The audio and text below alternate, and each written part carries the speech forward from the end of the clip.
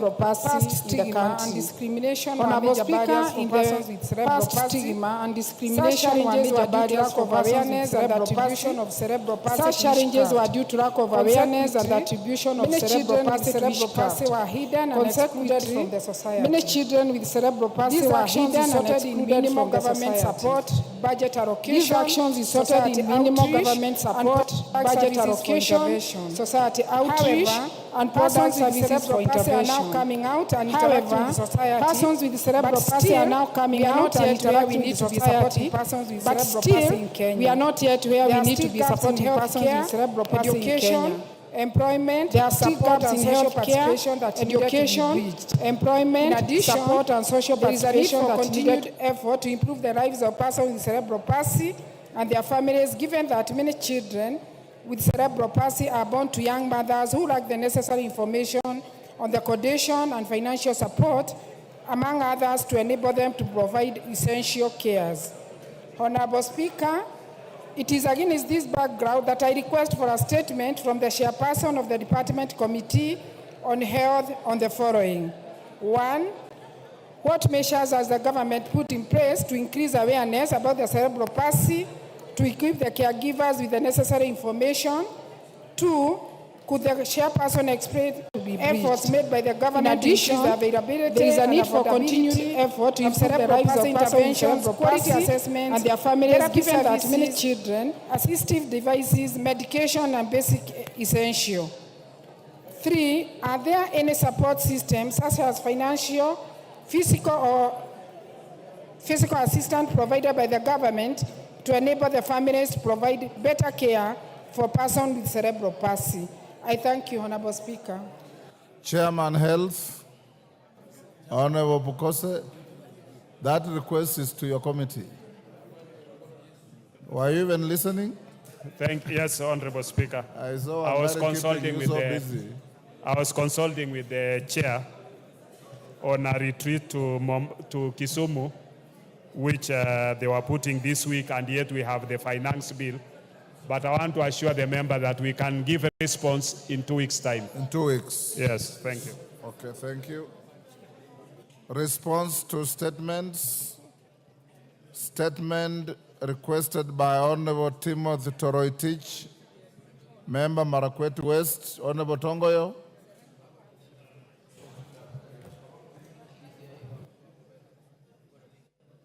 Mike, please. Thank you, Honorable Speaker. In response to the said statement, I want to state as follows. Honorable Speaker, the Honorable Member of Parliament for Marakwet West, Honorable Timothy Torotich, had sought a statement regarding the issue of National Police Reservists deployed in banditry-prone area. Honorable Speaker,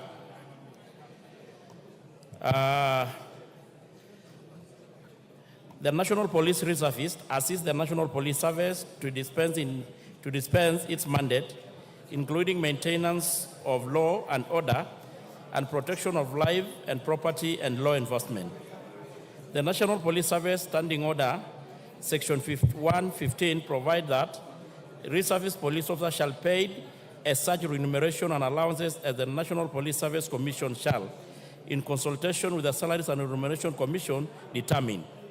And Honorable Speaker, to be very specific, our NPR currently get a stipend of 5,000 monthly, which is paid to them. Honorable Speaker, NPR are recruited from the locals who are consistent with the local culture and terrain. The sub-county security, the process of doing it is as follows. The Security Sub-County Committee, in collaboration with the local administration, identify potential candidates. After the committees identify such candidate, the minutes are sent to the County Security Committee for verification. Thereafter, sent to the KPS headquarters together with the fingerprints of their recruits, candidates. The fingerprints are forwarded to DCI for further vetting. Clearance is received before the training commenced. Honorable Speaker, Article 110(7) of the NPC Act, revised 2014, stipulates that the Inspector General of Police undertake the training of police reservist officers to ensure that they are consistent with the relevant provision of the Constitution and this Act.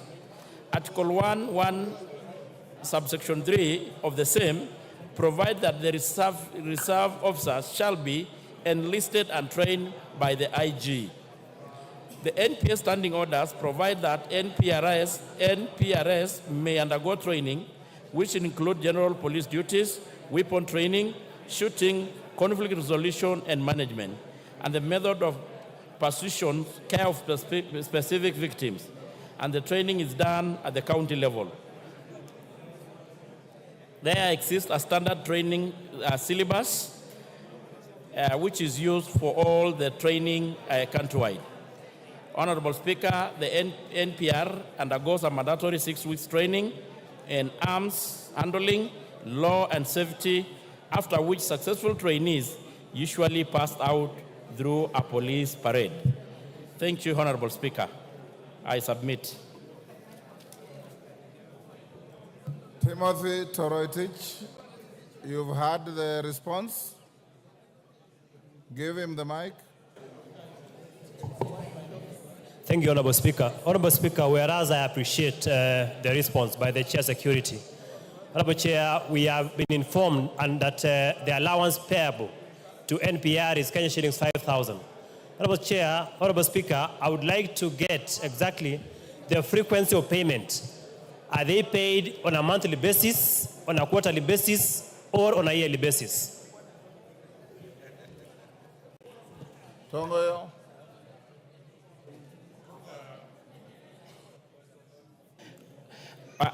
Honorable Speaker, I had indicated that they are paid monthly, a stipend of 5,000 monthly, which is also good to appreciate that it is a factor that the sector is looking into when the situation of the economy improves, where the discussions are underway to see how we can enhance them. But it is 5,000 and it's monthly.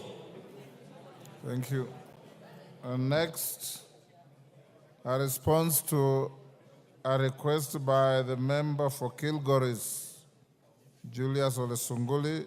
Tongoy again. Is Sunguli in the house? Yes. Thank you, Honorable Speaker.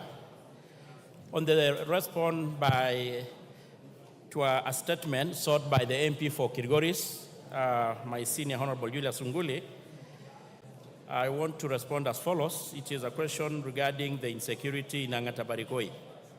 Honorable Speaker, there has been conflict among the Kurias, the Maasais, and the Kipsigs over the use and the ownership of Kailolong land.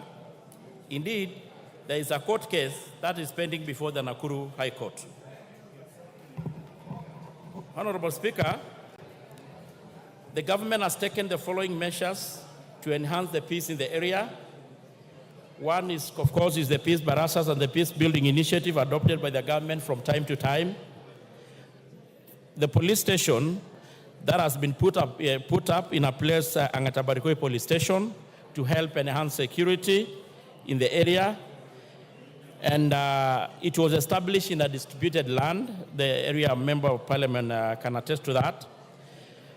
In the same area, Honorable Speaker, there have been a formation of several formed up units to include ASITU, that is an anti-stock police unit, GSU, and even rapid response unit to help the GSU and other form units to ensure that peace prevails in the area along the border. Honorable Speaker, the government has put up in place the following measures to ensure harmonious coexistence of all warring communities who balance each other.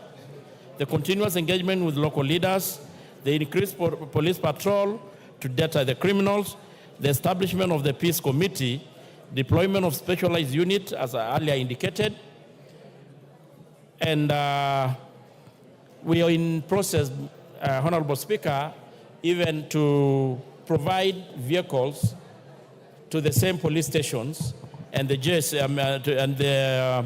the police there to enable them have their patrols whenever need arises. Thank you, Mr. Speaker. Julius Sunguli, you satisfied with the response? Mr. Speaker, I want to thank the chairman for that answer. But, Mr. Chairman, the case in court is not between the people of Angata and the Kuria people. It is between the Maasai people of Lolgorian and the Kipsigis people of Angata. So the Kuria are not in any land dispute with anybody there. So I think that the ministry should give a better answer and tell us what is the analysis about the true cause of this fight. And secondly, could the chairman confirm that one of the biggest problems we have there is that there are no vehicles, as you have just said, and that vehicles for the OCPD Lolgorian are going to be provided as soon as possible. But if the ministry treats this as a land dispute between the Kuria and the people of Angata, then they have it wrong. They have to identify who exactly is disputing the land, because the Kurias have not gone to court against the Kipsigis people who live in Angata. Tongoyo. Mr. Speaker, I want to appreciate, of course, the concern of the Member of Parliament. And for record, I also come from the same county, and I understand the dynamics and the historical land equation in that area. And Mr. Sunguli, even previously, as when he was practicing law, he may have even probably handled some land dispute cases along the area. But I want to say, Mr. Speaker, with his help and other actually players in the area, the ministry is going to look into and go deeper, looking into the question. But Mr. Sunguli, the MP, you all know the dynamic and the question in the issue of the land in that area. Because behind the issue of the Kurias, the issue of the Kalenjin and the people in Logorian, there is even a long-standing problem between the Western Gishu and the Syria. And those problems are correlated in a manner. But I want to give an assurance that we are going to speed up the investigation if need be. If there are people who are behind this, the government is not going to hesitate to take action. I'd also mentioned that I know there has been a problem about mobility of our police officers to respond to distress calls. You have noted that there is a 10 billion shilling in the just read budget to look into the issue of leasing of police vehicles. And Kilgoris is one of the counties, and specifically sub-counties, which are going to benefit from the leasing of the vehicle to the police. Thank you, Mr. Speaker. Kitayama. Member for Kuria East. Give Honorable Kitayama the microphone. There you are. Thank you, Mr. Speaker. Mr. Speaker, the answer that I've just heard is a true misrepresentation of facts on the ground and a perpetuation of escapism that all governments have been doing around that area. Honorable Speaker, the problem in that area is known by everybody, including the one who asked this question. This problem must be traced from the 1660s, when the migration of people was happening in this country. And Honorable Speaker, the 2010 Constitution did give us instruments through constitutional bodies that would address historical land injustices. And that is why the National Land Commission was set up. Honorable Speaker, it is on record, even in this House, that as early as the time that the Laikipia migration was happening, back during the colonial days, that is when the resettlement that happened in Transmara-Kuria border started causing these problems that are here. And everybody knows that. They are just playing to the gallery by escaping the facts. Mr. Speaker, it is also true that the TJRC commission that was set up to look into these issues documented this problem very extensively. And even after the TJRC report, the National Land Commission has listened to the complaints of the people of Kuria and the complaints of the people from Kilgoris and the people of the Maasai in that area. So, Honorable Speaker, it is unfair for us to continue receiving answers that are not solving the problem. And it is also not true that the people of Kuria are not in court. The honorable member knows that in Kilgoris, there is a running court case around this matter. In Nakuru, there is a running court case around this matter. He himself knows he has appeared before the National Land Commission and over this same matter. The National Land Commission is even continuously, is as we speak, reviewing this matter. So, Honorable Speaker, this answer is not helpful. It is not an answer that is meant to help the communities that are out there. And Honorable Speaker, there is no such thing as the Kuria having no rights there. The Kuria have documented rights. If you go to the National Archives, you will find the agreements that were written by the colonial governments during that, and there is no government that gets, governments exist in perpetuity. So the colonial government did record the agreements. The people of Kuria are rightfully claiming that land, and the matter is being frustrated by senior government officials over the years. Every government that has been in this country since independence has continuously frustrated the rights that the people of Kuria have been laying over this. And that is why, Honorable Speaker, you are not being told that in 2019, the National Land Commission did award the Kuria community that said piece of land. And it's only 20,000 acres. And the National Land Commission, if you go to the Kenya Gazette, it did the Kenya Gazette, January 2019. The people of Kuria were awarded by none other than a commission of this country, a legal commission, the National Land Commission. So, Honorable Speaker, this is a scheme to keep this matter in court and continue frustrating the people of Kuria, purporting that they have no rights to live in Rift Valley. In Tanzania, the people of Kuria live in Tanzania, in Rift Valley. In other jurisdictions... You've made your point. Yes, Your Honorable Speaker, and we cannot continue having the... And Honorable Speaker, it can also be traced in 1989, when... You've made your point, Kitayama. Tongoyo, are you misleading the House? Mr. Speaker, Hold on, Tongoyo. Let's hear Sunguli first. Sunguli. Yeah, Mr. Speaker, in view of the comments by my friend, a very dear friend of mine, Honorable Kitayama, isn't it now in order that you direct the chairman to come up with a more researched answer? Because, Mr. Speaker, when I walked into this house, I did not know that the Kuria people of Kuria district, of Migori County, are out on an act of aggression, and that they claim land which is in Transmara.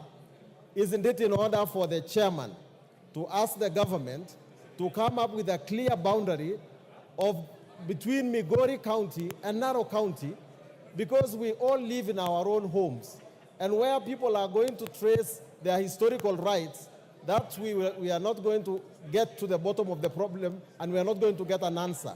So can you direct the chairman that he has not answered this question, and that let him go and get a more researched answer which is satisfactory and which will dissuade my colleagues from Kuria from claiming the land from in Transmara? Yes, Kitayama. And this time, take less time. Give Kitayama the mic. Honorable Speaker, the constitution of this country allows anybody to buy land anywhere within the jurisdiction of this country. History has recorded how the people of Kuria acquired that land. It is in the records of government. It is in the records. And this is not a matter of Migori County or Transmara or Rift Valley County. This is a matter that our people own land in any other part of this country. Whether that part will be in Rift Valley, there is nowhere in the Constitution that says that the people of Kuria can only be in Migori. And if there is such, I would like to be shown. The same way that all other communities reside in Rift Valley, they reside in Nyanza, they reside in other regions, is the same way that the people of Kuria have a right to reside in Rift Valley. So and he himself, he knows. His own farm. There are people of Kuria who reside on his own farm. He knows that. The people of Mashangwa are Kuria people who live in Rift Valley. So he cannot now turn around and say that though the Kuria people can only be found in Migori. In Tanzania, we are found everywhere. In Rift Valley, in Mara, in everywhere, in every part, and Mr. Speaker, we are not going to be subjected to that kind of warmongering, which started in 1989, and we all know who are the leaders in that time when the people of Kuria were flushed from their land in that area that is called Muyui. And this is a fact that is recorded very, very well. It has been properly prosecuted, and I'm ready, Honorable Speaker, if this House was to set up even a tribunal to look into it, and you'll be surprised, Mr. Speaker, who will live with egg on face over this matter. Tongoyo. Order, Sunguli, this cannot be a ping pong between you and Kitamaya.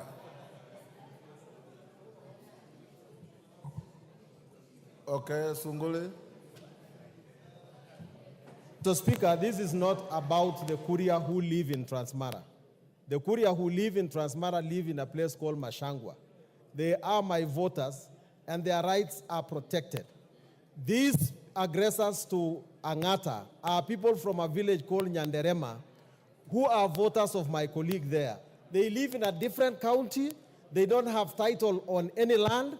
And I do not want to say that the Constitution says this or that. The Constitution is very clear that if you have land, then you have property over it, and a tribe does not come in. But I'm not talking about the people of Mashangwa. The people of Mashangwa have rights. They have land. We are giving them more locations. We are giving them more sub-locations. We are giving them a road, and they are very well protected. The people of Nyanderema have no rights on the land of other people. The land belongs to the people of Angata. Order. Order.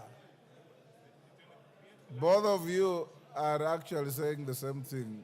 The chairman of the committee said the land in issue as a contest between people from the Kipsigis community, the Maasai community, and the Kuria community.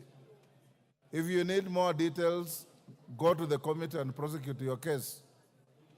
Tongoyo? Thank you, Mr. Speaker.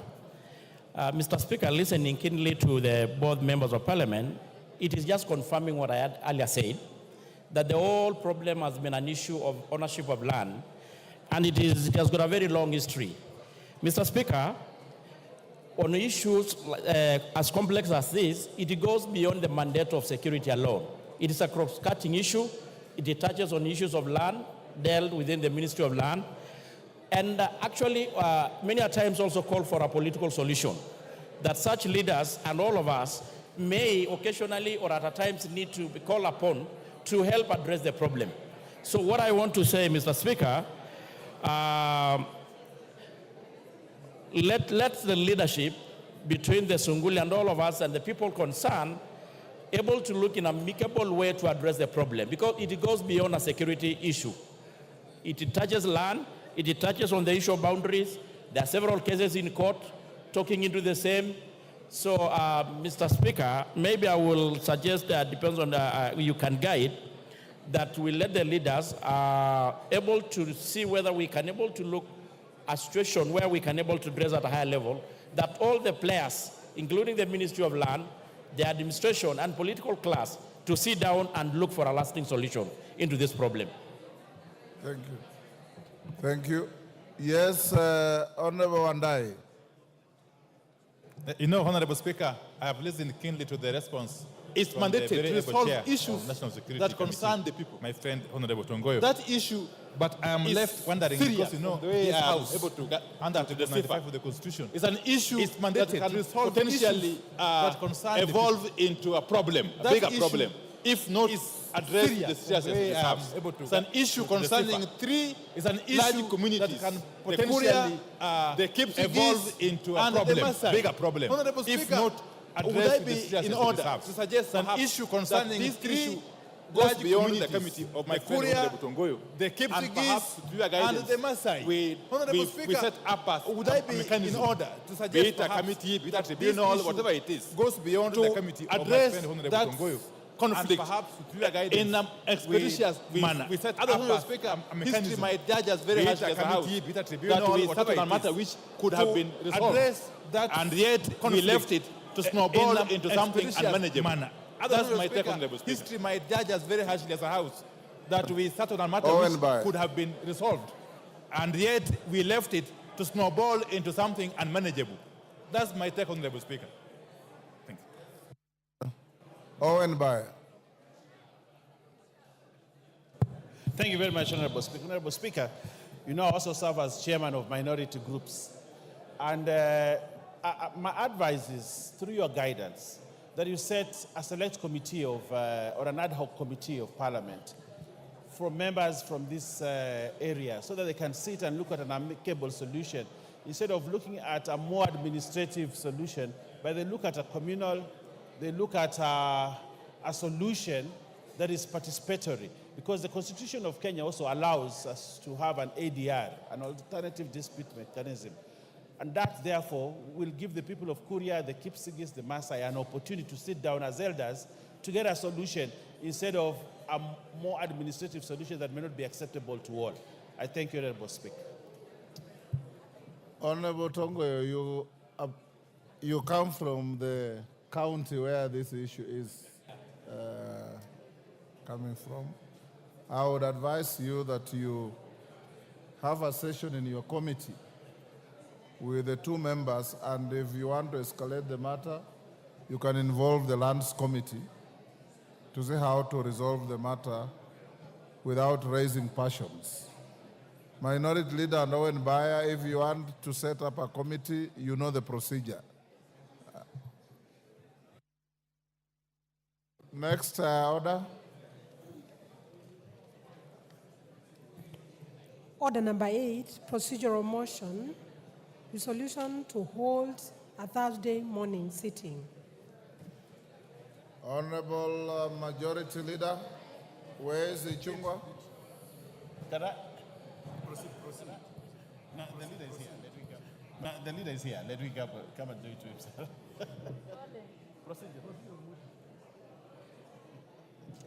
Majority Leader, move your procedural motion. Thank you, Honorable Speaker. Honorable Speaker, I beg to move that pursuant to the provision of Standing Order 33C, this House resolves to hold a morning sitting on Thursday, 20th June 2024, commencing at 9:30 a.m. for purposes of considering priority business. Honorable Speaker, this is on behalf of the House Business Committee that met this afternoon, earlier this afternoon, and the House Business Committee considered bringing this resolution and, through this procedural motion to allow members adequate time, Honorable Speaker, to debate without anticipating debate the finance bill of 2024-2025, which we expect to be tabled in the course of this sitting by the Chair of Finance. And also, Honorable Speaker, considering that many members are very interested in contributing to the debate on the finance bill, we thought it would be wise to have a morning sitting on Thursday. We will have tomorrow the whole day from 9:30 all the way up to 9 p.m. Then we also allow members Thursday morning. Honorable Speaker, as you directed during the House Business Committee earlier today, we have up to 5 p.m. on Thursday for debate of the second reading of that bill. Honorable Speaker, there is also priority business in considering the Senate amendments to the IEBC bill. Honorable Speaker, as members are aware, there are 2 constituencies that still have no representation in this House and are bound to have by-elections, but we cannot do that because we do not have an IEBC commission. And therefore, it's imperative that we consider the amendments that were done to that bill by the other House, consider them, and if you agree with them, then that bill can be assented into law and we kick off the process of the recruitment of new IEBC commissioners. With that, Honorable Speaker, I beg members to support and agree with the House Business Committee that we do have that Thursday morning sitting, and I wish to request the Leader of Minority, who is also a member of the House Business Committee, to second. I beg to move. Honorable Speaker, I wish to second the motion, but I want to add the following. Obviously, members from across the political divide would want adequate time to be able to contribute to the matter of the finance bill at the second reading stage. And that's why it was in the wisdom of the House Business Committee that we allocate enough sitting days. That is Wednesday morning, tomorrow, Wednesday afternoon, Thursday morning, and possibly Thursday afternoon, for members to be able to contribute effectively and for their constituents to get to know where they stand on this very important matter. Honorable Speaker, secondly, I want to agree that the matter of the IEBC is so crucial. Honorable Speaker, we now have 2 constituencies that have got no representation in this House. That is Banisa constituency in Mandera County and Magarini constituency in Kilifi County. Honorable Speaker, the case of Banisa constituency is very sad, extremely sad, that they have lacked representation in this House from March last year, Honorable Speaker. And you all know, Honorable Speaker, the procedures for reconstituting the IEBC, even after this bill is finally enacted into law, is going to take some time, Honorable Speaker. Maybe 4 months or so, Honorable Speaker. So I think it is in order, therefore, that we approve this motion. But as soon as we do so, I have been trying to scan around. I can't see the chair of the Committee on Finance in the House, and yet I've been waiting eagerly to lay my hands on the report of the committee. Because this morning, we were treated to some very juicy news by Honorable Kimani Chungwa and the chair from State House about certain measures they have taken on the finance bill. But as I always say, the taste of the pudding lies in the eating.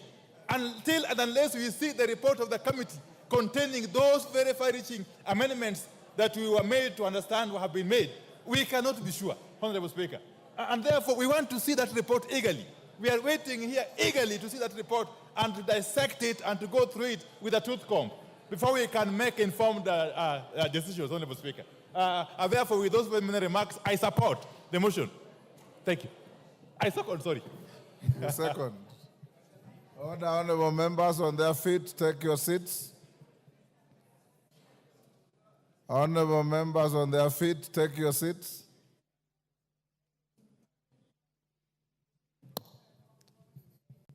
Honorable members, I now propose the question, which is that pursuant to the provisions of Standing Order 33C, this House resolves to hold a morning sitting on Thursday, 20th June 2024, commencing at 9:30 a.m. for purposes of considering priority business. I put the question. Honorable members, I now put the question, which is that pursuant to the provisions of Standing Order 33C, this House resolves to hold a morning sitting on Thursday, 20th June 2024, commencing at 9 a.m. for purposes of considering priority business. As members of that opinion say aye. Will those of the contrary opinion say nay? The ayes have it. Order number 9, procedural motion, reduction of publication period or specified bill. Majority, no, Chairman, Budget and Appropriations Committee. Dindi Nyoro. Thank you very much, Honorable Speaker.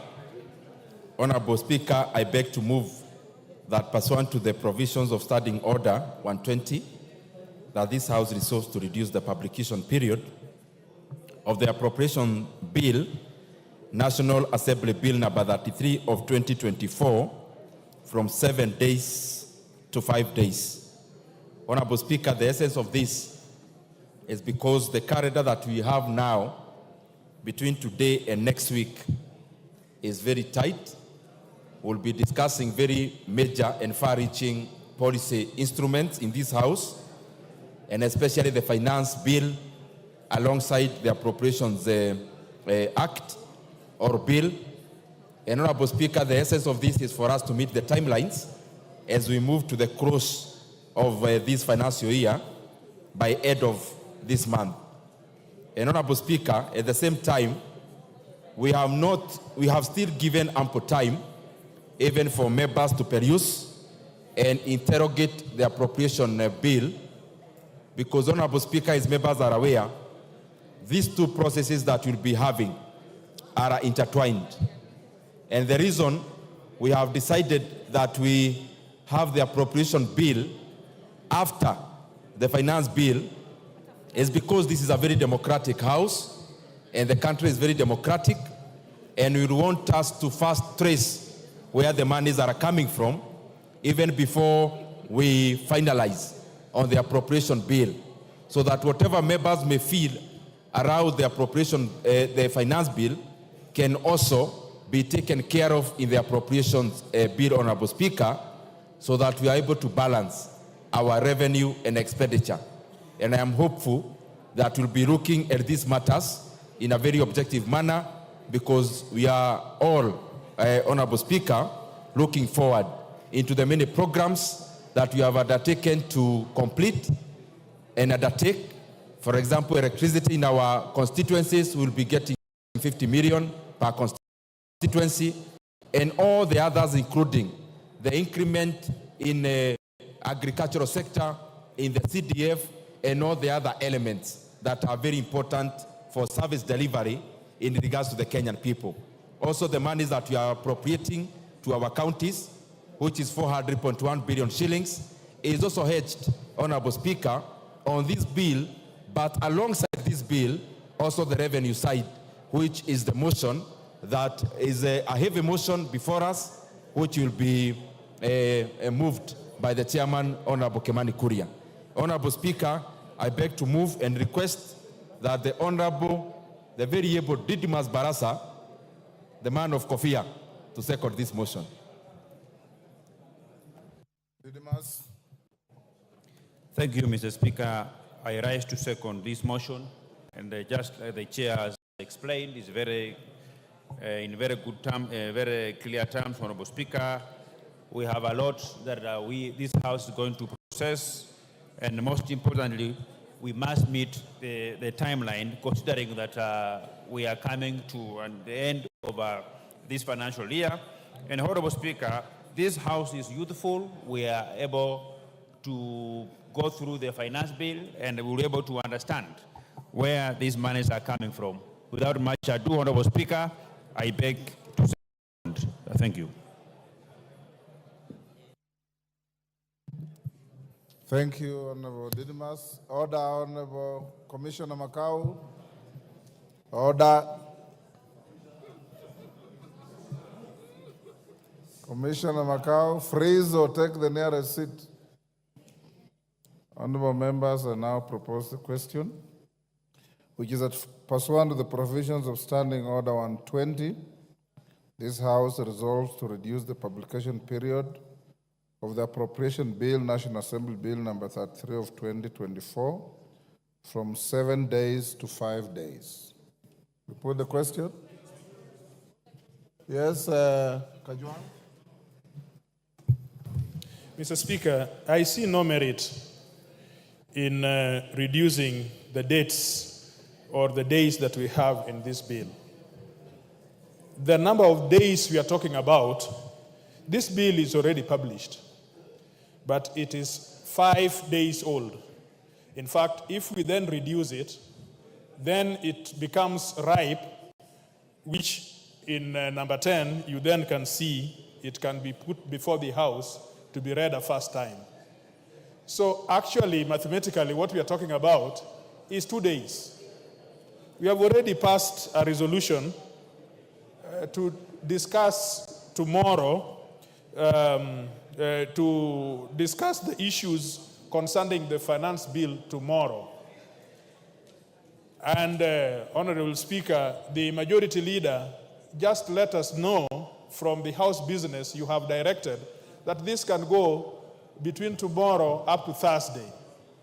So actually, we then can properly examine this bill if it were to take the 7 days on Tuesday next week, quite properly.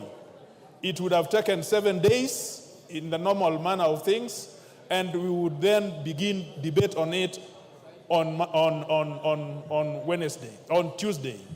Now, Mr. Speaker, for us to accept this, a person moving the bill or the person seconding must give us reasons. The only reason I have had is that we are going to discuss very important bills. But there is nothing which takes away, because the 7 days is for the common person to interact with the bill, as well as the member representing that person to interact with this bill. And so if there is no reason other than the fact that we are going to discuss some very important issues in the course of today and tomorrow, the chair of budget has not given us a very good reason for which we have to extend these dates. I submit. Honorable Kajwang, you are a member of House Business Committee, aren't you? And you know that allocating the finance bill, the number of days that we did, does not mean it will consume all the days. In case it ends early, then this motion becomes relevant, but it's entirely up to the House. Can I put the question now? I now put the question, which is that pursuant the provisions of Standing Order 120, this House resolves to reduce the publication period of the Appropriation Bill, National Assembly Bill number 33 of 2024, from 7 days to 5 days. As members of that opinion say aye. Will those of the contrary opinion say nay? Then the ayes have it. Honorable members, you're calling the next order? Honorable members, as we go to the next order, it is expected that the chairman of the Finance Committee, member for Molo, will be tabling his report or his committee report this afternoon. I have not seen it yet. I have to approve it to be tabled, so when I recess, I'll have to perform that function. Once that is done, the report will be available at the table office. I encourage each and every honorable member to get the report either from the table office physically or on the parliamentary web, read through it properly. Upon doing so, we have allocated time as follows. Tomorrow morning from 9:30, the finance bill will be moved by the committee chairman. It will be open to debate the whole of tomorrow morning, tomorrow afternoon. You have just approved a sitting for Thursday morning, and remember that tomorrow you will sit up to 9:30 or 9 in the night. On Thursday morning, we'll again sit on the finance bill, and House Business Committee has directed that we will then vote on that bill on Thursday afternoon. Committee of the Whole on the same bill will come on Tuesday afternoon. Those of you who want to file any amendments, and I've seen some, I've in fact approved some, although it will be more decent and proper to file your amendments after reading the report to see whether you are proposing amendments that have already been dealt with by the committee. I have directed the clerk that the closure for submitting amendments will be on Thursday at 1 p.m. So those of you who want to file any amendments upon reading the report and the bill, ensure that you file your amendments at or before Thursday, 1 p.m. Thereafter, you'll be time barred, and don't say you are not given proper direction. I hope that when the bill is debated from tomorrow, you will debate from an informed position on the content of the bill, the content of the report, and what you desire the bill to be. Thank you. Next order. Order number 10, the appropriation bill, National Assembly Bill number 33 of 2024, first reading. A bill for an act of parliament to authorize the issuance of a sum of money out of the consolidated fund and its application towards the service of the year ending on 30th June 2025, and to appropriate that sum and a sum voted on account by the National Assembly for certain public services and purposes. Next order. Order number 11, the County Government's Additional Allocations Bill, Senate Bill number 19 of 2024, first reading. A bill for an act of parliament to provide for the additional allocations to county governments for the year 2024-2025, for the 2024-2025 financial year, the responsibilities of the national government and county governments pursuant to such allocation and for connected purposes.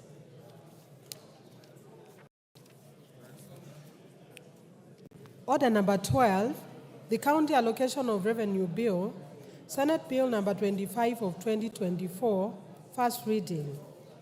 A bill for an act of parliament to provide for the equitable allocation of revenue raised nationally among the county governments for the 2024-2025 financial year, the responsibilities of national and county governments pursuant to such allocation and for connected purposes. Next order. Order number 13, the Care and Protection of Child Parents Bill, Senate Bill number 29 of 2023, second reading. Beatrice Kemei, you are the co-sponsor of that Senate bill. It's now your time to move the bill. Give her the mic.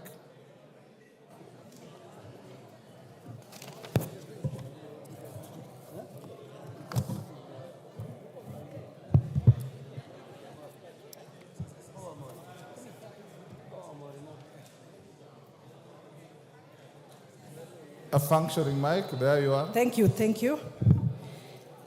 Mr. Speaker, sir, I beg to move that the Care and Protection of Child Parents Bill 2023, the Senate Bill number 29 of 2023 be now read a second time. Mr. Speaker, the principal objective of the bill is to provide a legal framework for the care and protection of child parents within the counties. The framework is intended to ensure that an expectant child or a child parent may actualize their right to basic education and at the same time ensure proper care of their children and as enshrined in Article 53 of the Constitution. Honorable Speaker, 61 years since Kenya gained its independence from colonial rule, child pregnancies remain a huge concern as they not only affect the child's ability to continue with their education, but they also impact on the government's effort in reducing poverty levels in the country.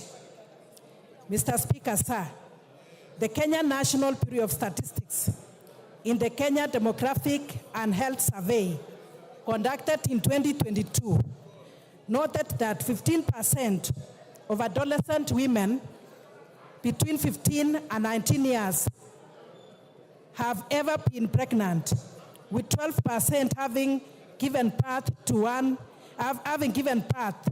1% experiencing pregnancy loss, and 3% being pregnant with their first child.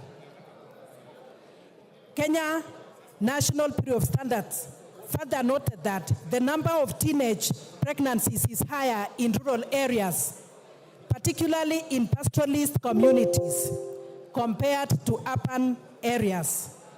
It further noted that teen pregnancies decline as the level of education rises, and further that it also declines as the level of household wealth increases.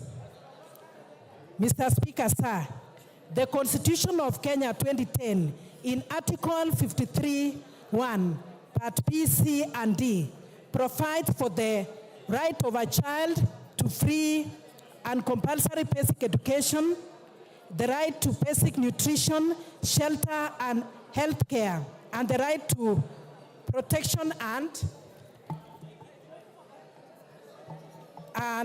right to protection from abuse, neglect, harmful cultural practices, all forms of violence, inhuman treatment and punishment that is there, and even exploitative labor.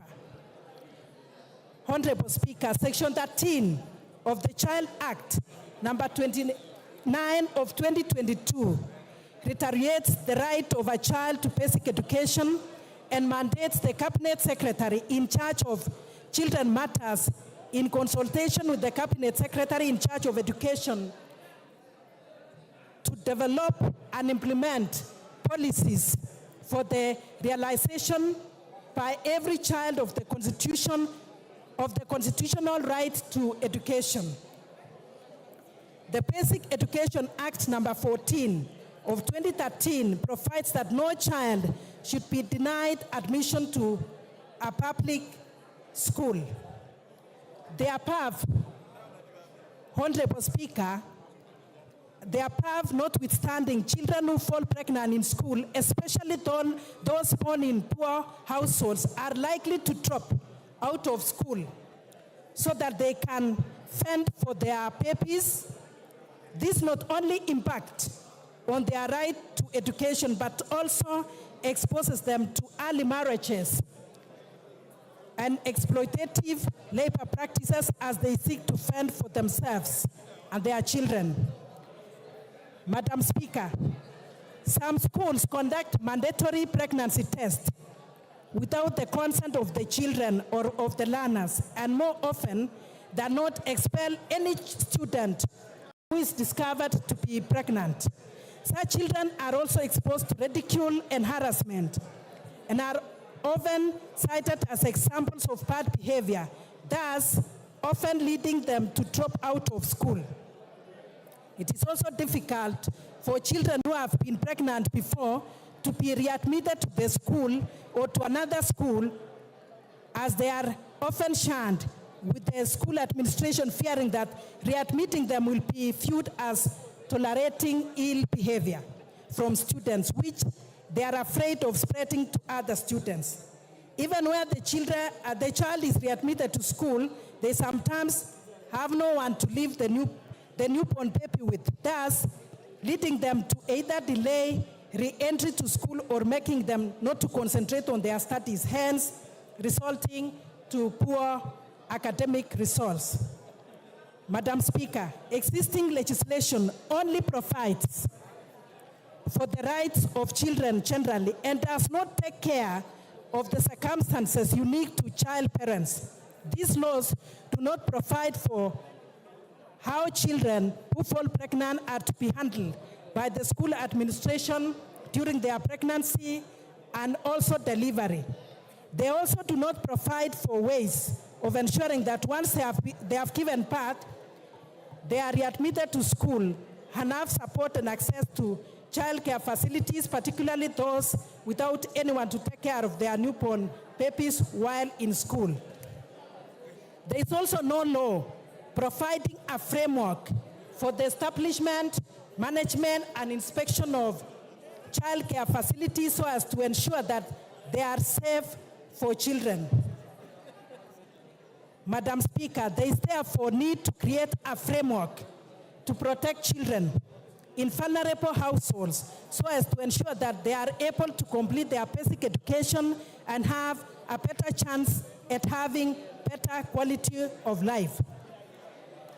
This bill therefore seeks to provide a legal framework for the protection of the rights set out under Article 53, 1C and D of the Constitution in relation to child parents, and also through which the expectant child or a child parent can realize their right to education, and at the same time ensure the care and protection of the other child, and also of standards for the establishment and regulation of care centers for child parents by county governments. Madam Speaker, clauses 4, 5, and 6 of the bill provide for the obligations of the national and county governments with respect to preventing pregnant children. Hello, how's it going? Welcome to the Part-Time YouTuber Academy. This is an absolutely sick online course that's going to help you grow your YouTube channel while saving loads and loads of time along the way. If we haven't met yet, then hello, my name is Ali and I'm a doctor turned entrepreneur, and I've been a part-time YouTuber since 2017. I know, it's been a while. I started out my channel completely from zero with 0 subscribers, 0 views, 0 revenue, absolutely no skills at all in cameras or filming or editing. I taught myself all of these things completely from scratch, and in that time my channel has now grown to absolutely insane proportions. So as of the time I'm recording this, we are now at around 4.4 million subscribers. And in this course, I'm going to condense absolutely everything that I have learned over the last 6 years about how to grow a YouTube channel while saving time along the way. Now, for the first 3 years of growing my YouTube channel, when the channel went from 0 to about 1 million subscribers, that was when I was working full-time. So in year 1, I was a full-time medical student at Cambridge University, and in years 2 and 3, I was working full-time 40 to 60 hours a week as a junior doctor in the UK's National Health Service. And I mention that because I know a lot of people want to grow their YouTube channels alongside the day job. And then once I quit the day job, it became more of a full-time thing. I started developing a team and building a business and systems. And now our business does several $1 million a year in revenue and also several $1 million a year in profit. And those numbers are absolutely insane. And if you told me that that was going to be the case when I got started, I would have had a stroke and a heart attack and a hernia all at once. Essentially, there are 3 levels to growing on YouTube. Level 1 is get going. Level 2 is get good, and level 3 is get smart. Now, if you're watching this and you're at level 1, so you haven't yet started your YouTube channel or you haven't made your first 2 or 3 videos, then this course is probably not for you. You want to check out the Part-Time YouTuber Foundations, which is our very, very cheap course for complete beginners. I think we are selling that for $1, and that will teach you step by step how to make your first few videos and how to edit and how to set up your channel and all of the basic stuff. And if you go through that course and actually take action on it and you email us, we will literally refund you the $1 that you've paid for the course.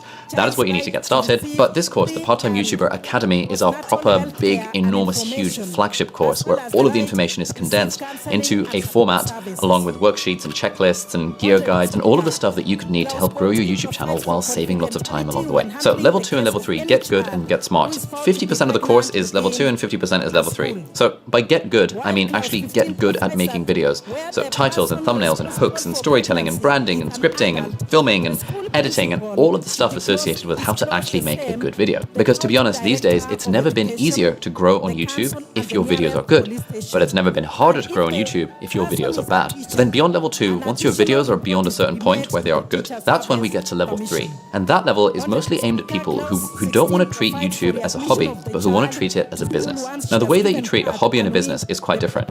If you're treating something like a hobby, I play the guitar as a hobby. I'm not trying to make money from it. I'm not trying to monetize. I'm not trying to be strategic about how I play the guitar. I'm doing it for me. I'm doing it because it brings me joy. And if you want to do a YouTube channel because it brings you joy, then that's absolutely fantastic. But to be honest, you're probably not the right person for this course, because this course is kind of expensive and we go ham on treating YouTube like a business. But if you're more interested in treating YouTube like a business, which means maybe you want to make money from it someday, then it's less about focusing on your own needs and more about focusing on what your customer, i.e. your viewer, actually wants and what they would find helpful, and trying to provide as much value to them as humanly possible. And that is where the strategy piece comes in. Once your videos are of a certain quality where you no longer cringe at them, the thing that will help your YouTube channel grow is the appropriate strategy. And that involves things like building systems and figuring out your niche, understanding your competitive advantages, understanding why someone would watch your channel compared to other people's channels, and then figuring out how you can stand out in a potentially crowded market. And that is the other half of the course content that we're going to teach in the Part-Time YouTuber Academy. I've spent thousands of hours myself trying to grow on YouTube. I've spent probably around $100,000 at this point hiring coaches and consultants and taking all of the courses on the market. And I've also now built a team of 14 people who are all specialists in different areas like videography and editing and podcasts and social media and websites and SEO and marketing. And so in this course, what I've tried to do is pool the collective expertise that I have gained for the last 6 years of doing this myself, but also the expertise from the relevant experts on our team. I'm not saying that you need to buy my course if you want to succeed on YouTube. What I am saying is that hopefully this course will save you some time. But crucially, you have to be willing to take YouTube seriously and you have to be willing to put in the work. Yes, this is the Part-Time YouTuber Academy, but by part-time, I still mean you need to be willing to put at least 5 hours a week minimum into your YouTube channel, otherwise there's just no point. And crucially, this course is not for you if you're expecting some kind of get-rich-quick scheme or some kind of magic bullet or some kind of, hey, follow this method and you'll guarantee to get 1 million subscribers. There is no such thing as guarantees in this game. Success on YouTube is probabilistic, and yes, you could get to a point where you build a multi-million-dollar business off the back of a YouTube channel, and I know plenty of people who've done that. But that shouldn't really be the aim. Like, the way I think of YouTube is that we just really want to focus on what are the variables that are within our control. Now, I've been teaching this course as a live cohort for the last 2.5 years, and in that time, we've had 3,000 students take the Part-Time YouTuber Academy, and on this page and above somewhere, you'll find a load of reviews and testimonials, and also a bunch of different success stories from some of the students that we've had who've gone through the academy and who've used the knowledge that they've gotten from me, but crucially applied lots of hard work and consistency and used that knowledge to leverage up their success on YouTube, and whose channels have exploded. Some people have managed to quit their jobs, some have built multi-million-dollar businesses on the back of it, some people have grown to hundreds of thousands. For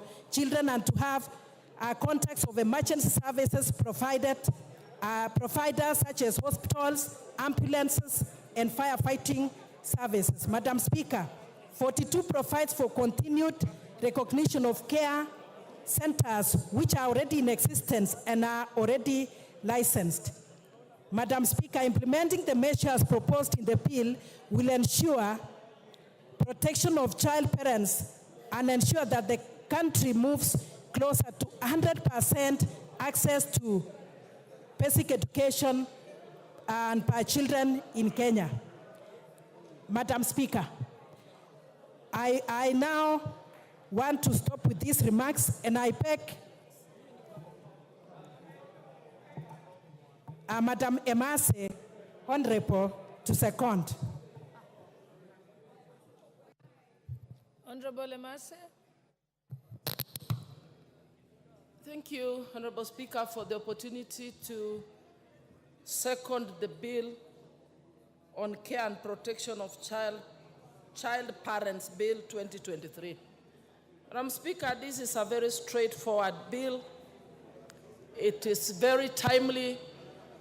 It is coming at a time when we are dealing with so many issues around children, gender-based violence, pregnancies caused by even relatives, that is incest. At a time when the statistics are very clear, we are being told that 15% of women or children between the age of 15 and 19 become pregnant, where 12% are able to give birth, 3% even they lose their children in the process, and 1% happen to be pregnant for the first time. Honorable Speaker, therefore, this bill, as we have been told, seeks to provide a legal framework so that as a government, we are able to manage to deal with the issue of teenage pregnancies. We have a framework that provides on how this matter is to be dealt with by the county governments, by the national government, because children or an expectant child has got rights. But this is an area which we do not seem as legislators to have given the attention that it deserves. Honorable Speaker, this bill, therefore, seeks to ensure that there is a proper plan. If a child is expectant, how should that child be handled? How should the school administration address the matter such that this child is guaranteed the right to education? This child's baby is taken care of by government. So, Honorable Speaker, I want to really thank Honorable Beatrice and the Senate for coming up with this bill, because teenage pregnancy is a problem. And once these children are guaranteed of education even after conceiving, then we are assured that we are able in the future, going forward, to continue bringing down the numbers in terms of these teenage pregnancies. Honorable Speaker, in each of our constituencies, every day we encounter the number of schools that are reported, even to report as many as 20 or more pregnancies, even in our schools. So we need this legislation so that these children are taken care of, there is proper guidance, there is even psychosocial, counseling in schools to guide them so that they are not harassed or ridiculed in schools, so that these children are able to continue with the school, and by ensuring that they have the right to education and they are able to continue the education, then as a nation we're able to address so many other multiplier effects of those dropouts, and we're able to deal with issues of poverty. And Honorable Speaker, I think with those few remarks, I second the motion. Thank you.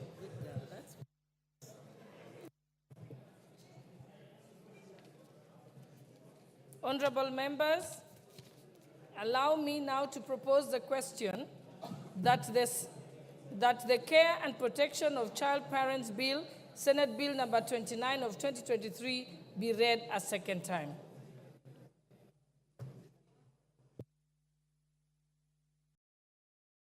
Honorable TJ, I can see.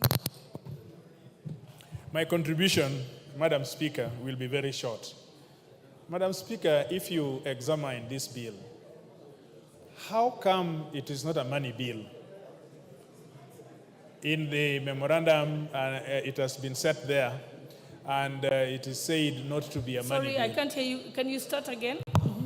I am saying, if you look at this bill, how else can you explain that it is not a money bill? Money bill. If you check the memorandum, and if you check the statements that accompanying it, it is said not to be a money bill. But when you open it up, it creates centers. It talks about inspectors. These inspectors must be employed by somebody. These inspectors must be supervised or coordinated somewhere. These centers must be maintained by the public exchequer. And even when you open up those big premises of policy on protecting the child, definitely the child would have to be protected where there are functions which money follows. I am really sympathetic to the girl child. I really want to have a bill which fixes the issue of the girl child. But since this bicameral legislation process, we have had problems where good bills are lost because of the people who sponsor them or because of the thought process behind it. Were this bill originated from this house, from where my colleague sits, if she originated this bill, we wouldn't have been talking about this issue. We would have been talking about how to reinforce it and how to make it better on how to protect the girl child. But for some reason, members on the other house, they get into issues which they do not investigate very well. And this is a constitutional issue. We cannot do something about it. Article 114 happens to be a constitutional issue. Even when the emeritus lady and a very, she's a doyen of this legislation. But Honorable Emase will see the bill. In fact, she is the member of the Budget and Appropriation. Honorable Emase, please convince us that this is not a money bill. She is still consulting. But Honorable Emase, please don't mistake us. We are the fighters. Emase, listen. We are the fighters for the girl child. And we want girl child to be ring-fenced. Some of us are fathers of girls. But the problem we have in this legislation is that people begin to sponsor bills without looking at the Constitution. You see an inspector there. You see the care there. It is definitely going to use the taxpayers' money. So how can it be a bill outside Article 114? Just convince us and we pass this bill with a record time. But if you are unable, my colleague, please find a way of withdrawing this bill and reintroducing it here so that you do not go away. This thing is very important to a child. We cannot just use it on technicalities. There must be somehow of how we can pass this bill, Madam Speaker, so that the real issues of the child is protected. Thank you very much. Thank you very much, Honorable Member for Ruaraka, Honorable TJ Kajwang. I think you raise a very important point, and I think I agree with you that probably before I say anything about it, I think it's important that we allow the mover of the bill, the seconder of the bill, and I think also Honorable Member for Baringo, maybe we start with you. Let's hear what the members have to say, but it's a very important issue you have raised. Thank you for that.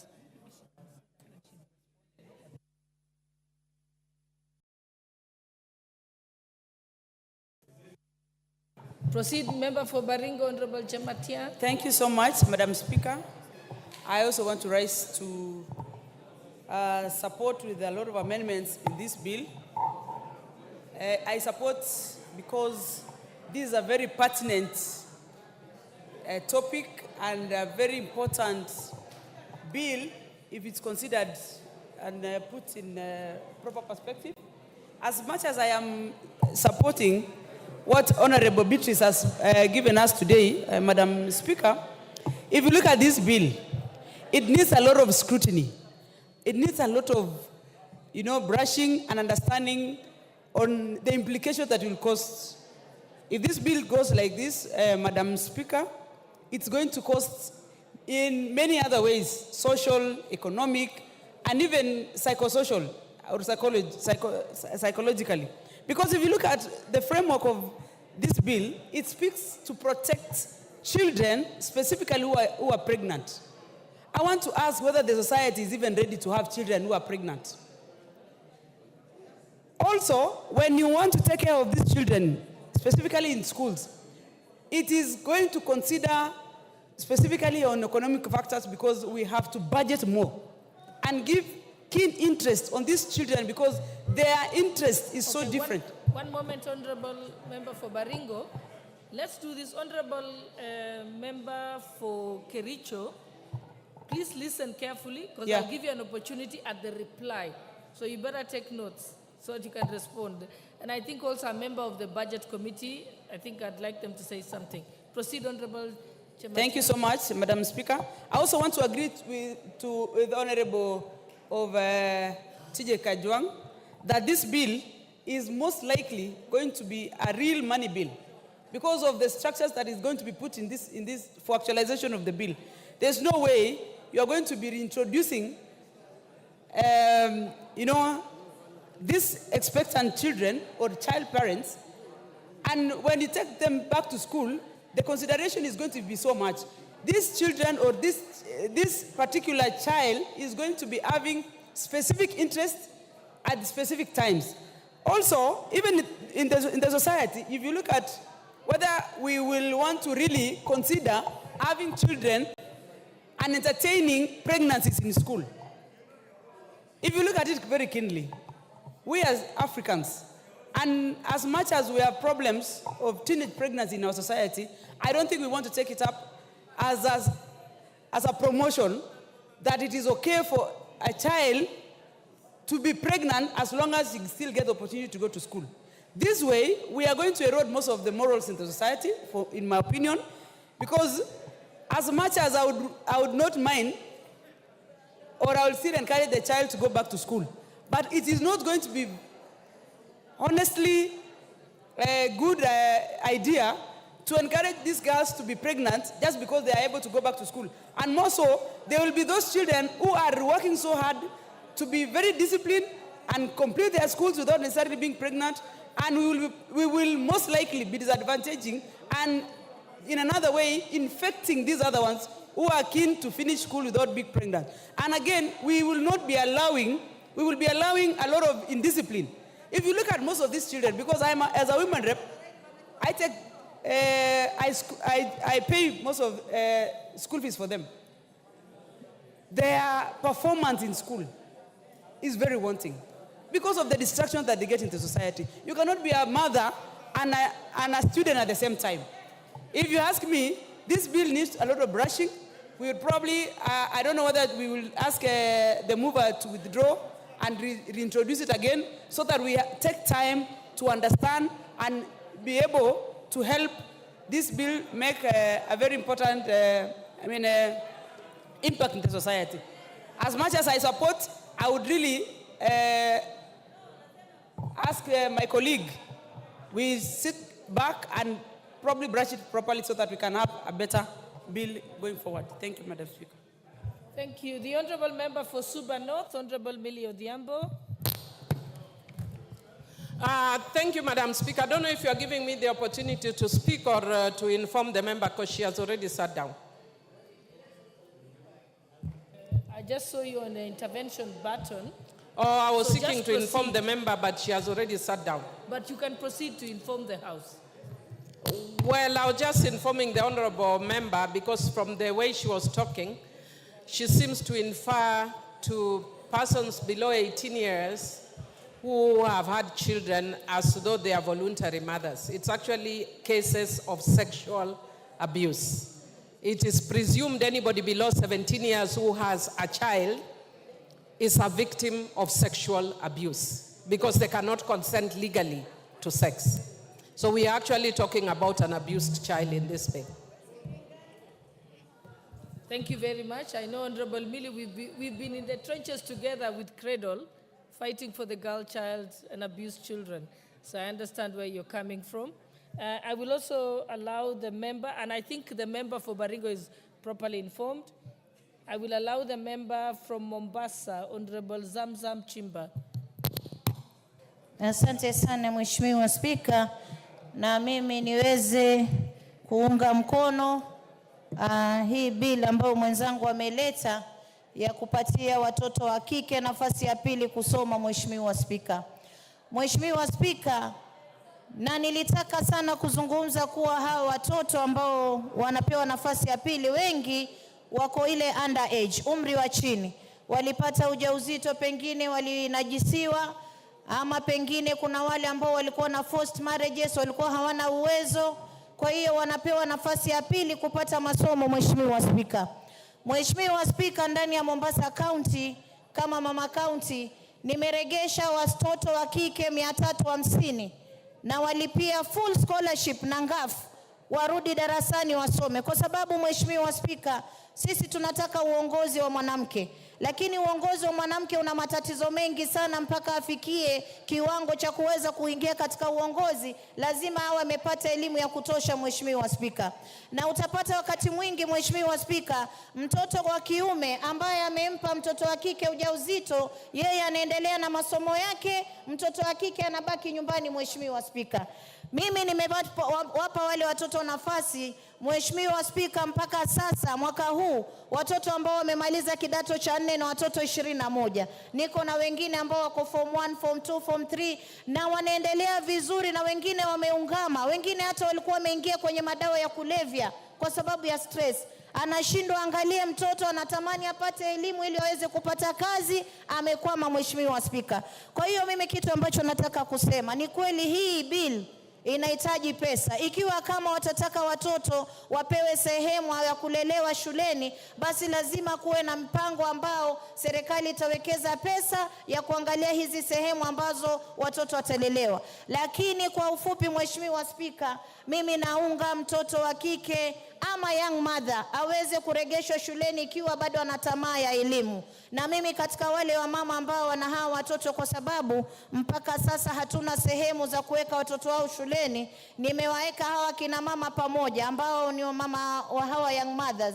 Nimewapa mradi, mtaji, wanafanya biashara, waweze kulea hawa watoto na hawa wenzao wakisoma. Kwa hiyo Mheshimiwa Spika, mimi naunga mkono, japokuwa na mashtaka moja, Mheshimiwa Spika. Hata ino bili ino mimi nimeitoa kitambo, nimeweka kule table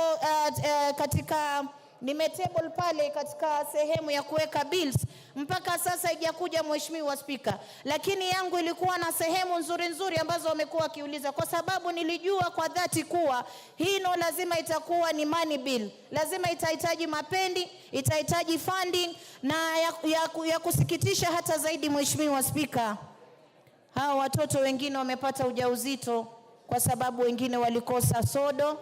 Mtoto amedanganywa na mandazi, akajua nitapata 100 kununua sodo niondoe aibu, mara akienda kukutana na huyo mwanaume anapata ujauzito.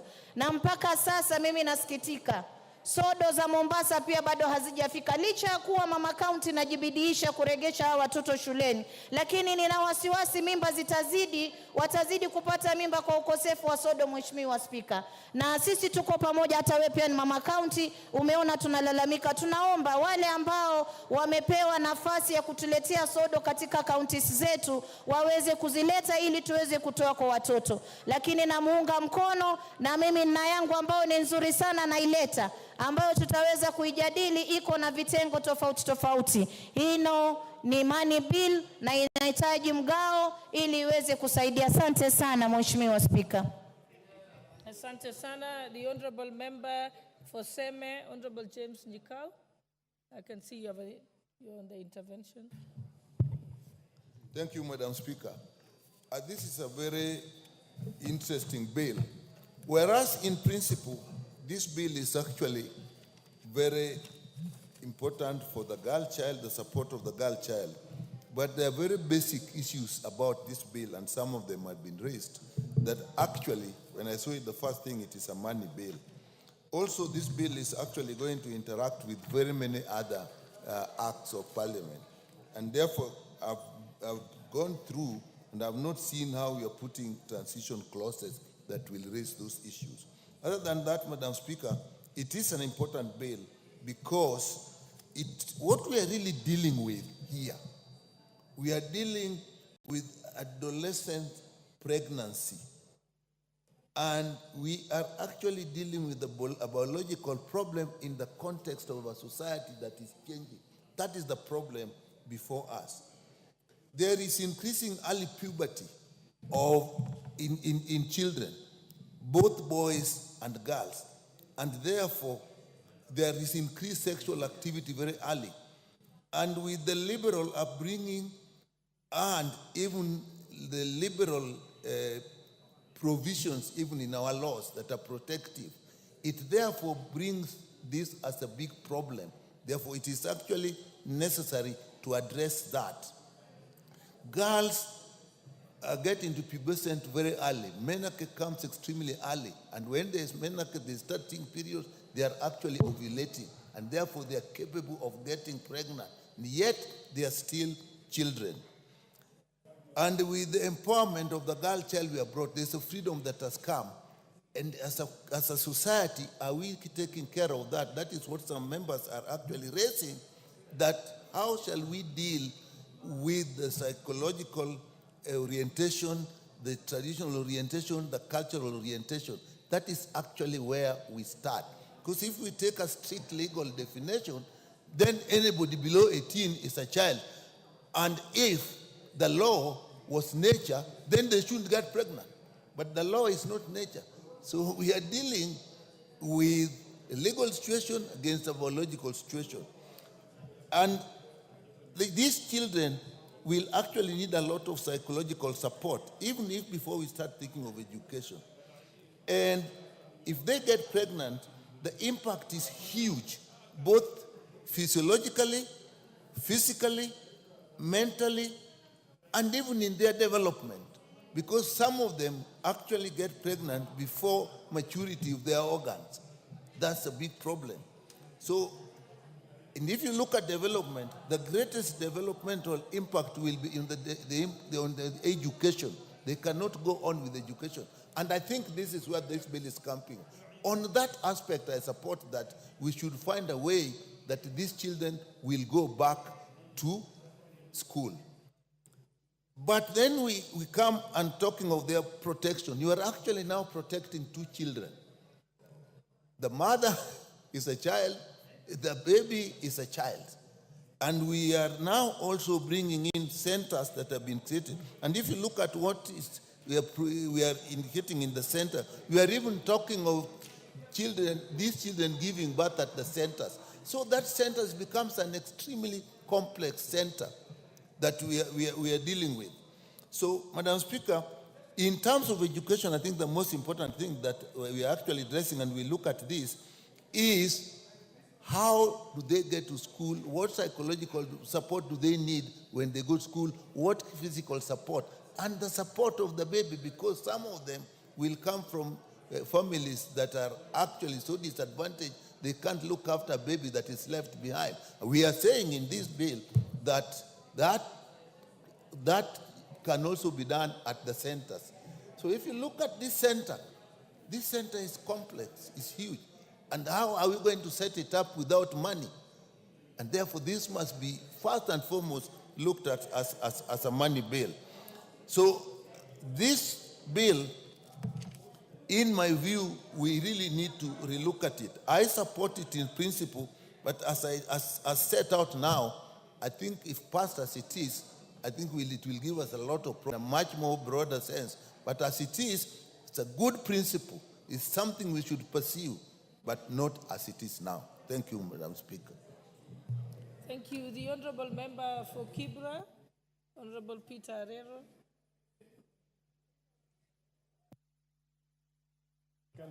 Thank you, Madam Speaker. I just want to add my voice on this bill. And I think all the bills which come to this House should always pass through the Budget Committee. And when they pass through the Budget Committee, we have them either designated as money bill or not money bill. But what is most important is about how it is assumed that under 17 years is a child. I support this based on our current law. I remember, but culturally, when we were young, like myself, my mother was married at 17 years. And see how healthy I am. She gave birth to 7 healthy men and 3 healthy ladies. So, just as my colleague Dr. here is talking about 2 children. Sometimes our culture makes our young girls to be married under our cultural norms. I would know where you come from. Sometimes the Wazees will always say that their daughters be married because of certain circumstances. But in the eyes of the law, I know that it is assumed that anybody under 18 is a girl, a child. But I support the bill because it is going to enrich our cultural values. It is going to enrich our society and will take care of our young girls. Otherwise, I support the bill. Honorable Member for Dagoretti, I can see you on the intervention button.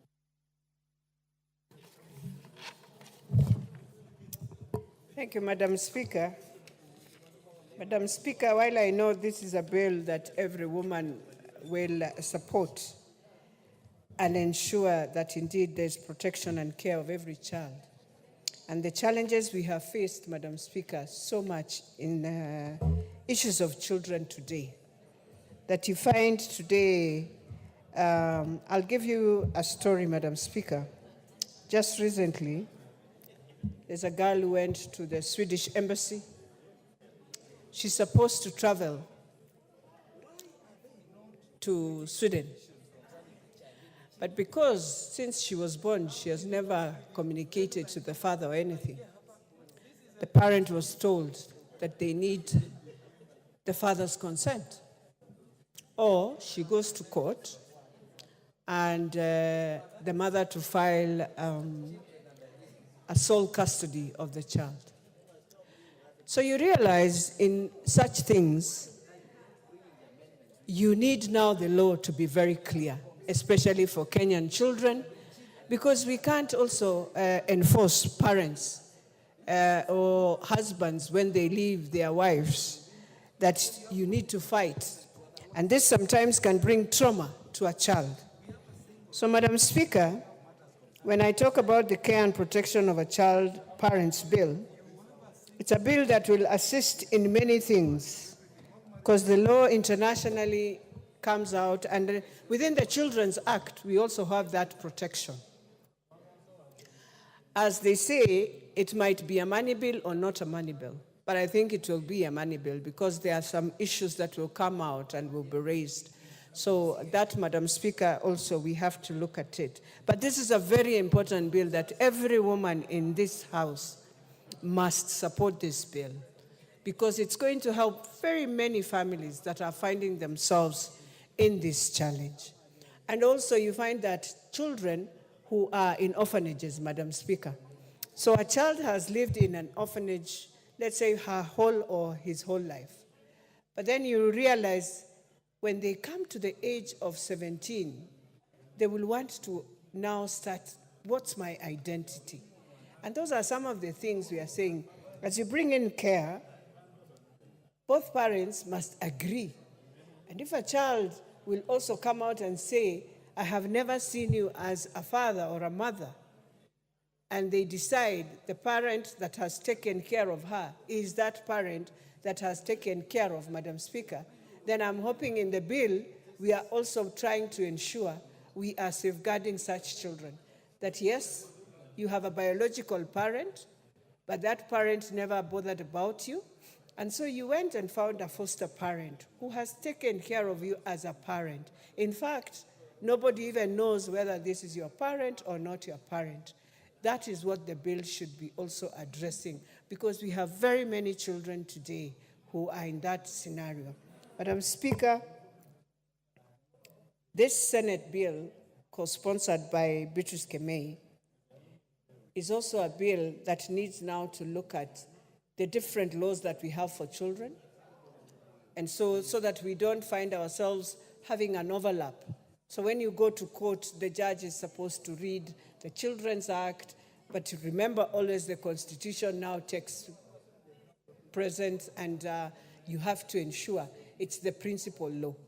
And so how do we ensure we don't find ourselves in a court where now you have to quote so many laws for children to get their rights? So I think as we debate it, it will be very important for us to also look at those amendments and see whether we can bring in our own amendments also to enrich the bill more so that it takes care. If we are taking care and protection, then it protects the child. How do we ensure also it protects a child who is a minor but has also gone through a lot and is now in a juvenile court and needs assistance?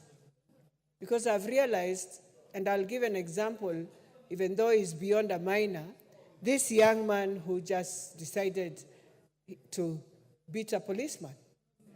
But nobody questioned whether this young man has had his own trauma, has gone through a lot, is a child either who has a single parent, and is unable to understand what he's going through. But we cascade, and it's something we are doing very much to many children today as they grow, and they are becoming more radical and more aggressive in their lives to protect themselves. So as we talk of care and protection of a child, we must also address the issues of parents in that, and that if indeed a parent at a point that you have not stayed with your child for more than 10 years, then you can't just walk into this life and say, now you have arrived. There must be a process. That process has to be well stipulated within the bill, Madam Speaker, and therefore I beg to support. Thank you. The Honorable Member for Kisauni. Asante sana Madam Speaker kunipa fursa kuweza kuchangia mswada huu. Nichukue nafasi pia kuwaombea nafasi ya pili wale watoto wetu wa kike ambao wanapata ajali ya kuwa na ujauzito. Ni vyema asiachwe nje, apewe nafasi aweze kurudi, aendelee na masomo yake. Na vile vile mswada huu unaelekea kwamba utahitaji fedha, kwa sababu ikiwa itahitaji kwamba kuwe na majengo ya kuweza kuangalia watoto katika shule hizo, itahitaji fedha, na ikiwa itahitaji fedha ni kwamba huu mswada utachukua muda mrefu sana. Lakini Mheshimiwa Zamzam ameleta mswada ambao utakuwa rahisi kwa kuwalinda watoto wetu wa kike. Kwa hivyo imekaa tu pale kwa table office, haikuji. Hiyo sioni shida, sioni tatizo liko wapi. Na hiyo ingetuletea njia rahisi ya kuwasaidia watoto wa kike. Yeye Mheshimiwa Zamzam anasaidia, ameonyesha moyo, anasaidia watoto zaidi 350 kule sehemu ya kaunti ya Mombasa walipata ujauzito. Kwa hivyo tunaomba kwamba hiyo yake iharakishwe iweze kuja. Na vile vile watoto wetu wa kike tunasema mujistiri, ndio watoto wetu, msije mkapata hii mambo ya mimba za mapema, haziwasaidii. Kwa hivyo mimi Madam Speaker nimesimama kusupport kwamba watoto wa kike wapewe second chance, lakini pia wajistiri ili wasije ili jambo likawa la mazoea. Na hii yote sababishwa na mgoka. Lakini tunawatakia kula la heri. Mungu awabariki, waweze kujistiri ili waendelee na masomo mpaka wafike vyuo vikuu. Asante sana Madam Speaker. The Honorable Member for Marakwet West. Thank you, Honorable Speaker. Honorable Speaker, I rise to support this very progressive piece of legislation, that is the Care and Protection of Child Parents Bill 2023. Honorable Speaker, this group of parents, what you call child parents, have for a long period of time been neglected by the society. And Honorable Speaker, it is time that their fundamental rights are taken into account in order to protect them. Honorable Speaker, these are parents who are below the age of 18 years. These are parents who have born children at that particular age. Honorable Speaker, this group of parents have suffered discrimination and abuse from the Kenyan community. Honorable Speaker, this bill, of course, when it comes to the second reading, I will propose certain amendments that will go into the substance of the bill. Honorable Speaker, this bill further goes to provide what we call counseling and support services for those children for those mothers who have born children below and are below the age of 18 years. Honorable Speaker, this element of counseling and support is very, very vital and important so that we nurture that young parent. Honorable Speaker, also the issue of confidentiality. Under clause 14 of the bill, it provides very clearly that every case of a child who falls pregnant in an institution of basic education and training shall be handled by the management of the institution in a manner that ensures confidentiality. These young children who are parents, when they get pregnant at a young age, normally they're embarrassed, they are cajoled, and it is time that their rights are protected and the issue of pregnancy be made confidential.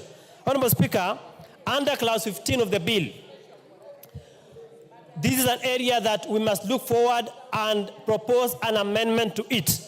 Honorable Speaker, as a lawyer yourself, if you read that clause very carefully, it says where it is determined that a person responsible for pregnancy. Honorable Speaker, this is not right because at this stage, unless a paternity test is undertaken, you cannot determine at this stage whether someone is responsible for the pregnancy or not. So I will propose an amendment to the effect that where it is suspected, because at this stage, the element of suspicion comes in. It is only during paternity that a matter is determined with finality whether that person is the parent of the child or not. So, Honorable Speaker, that is an area that we must be able to look at carefully so that we also protect the interests of that would be father of that child. Honorable Speaker, under Article 50 of the Constitution, we have something called presumption of innocence until proven guilty. So at this stage, that would be father should be presumed innocent until proven guilty by a competent court of law. Honorable Speaker, the bill goes further to protect the interests of that child by subjecting that suspect under this particular proposed law to certain legal processes.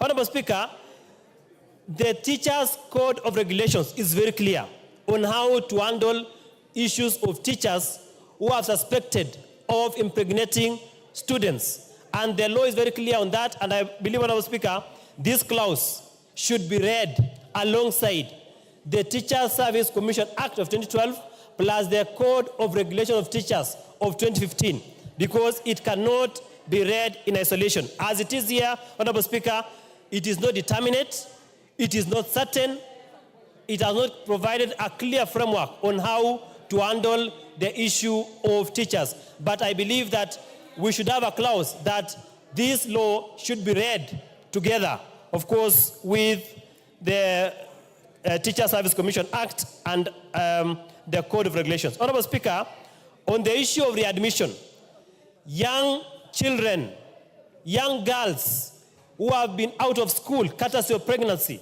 have had it difficult going back to school.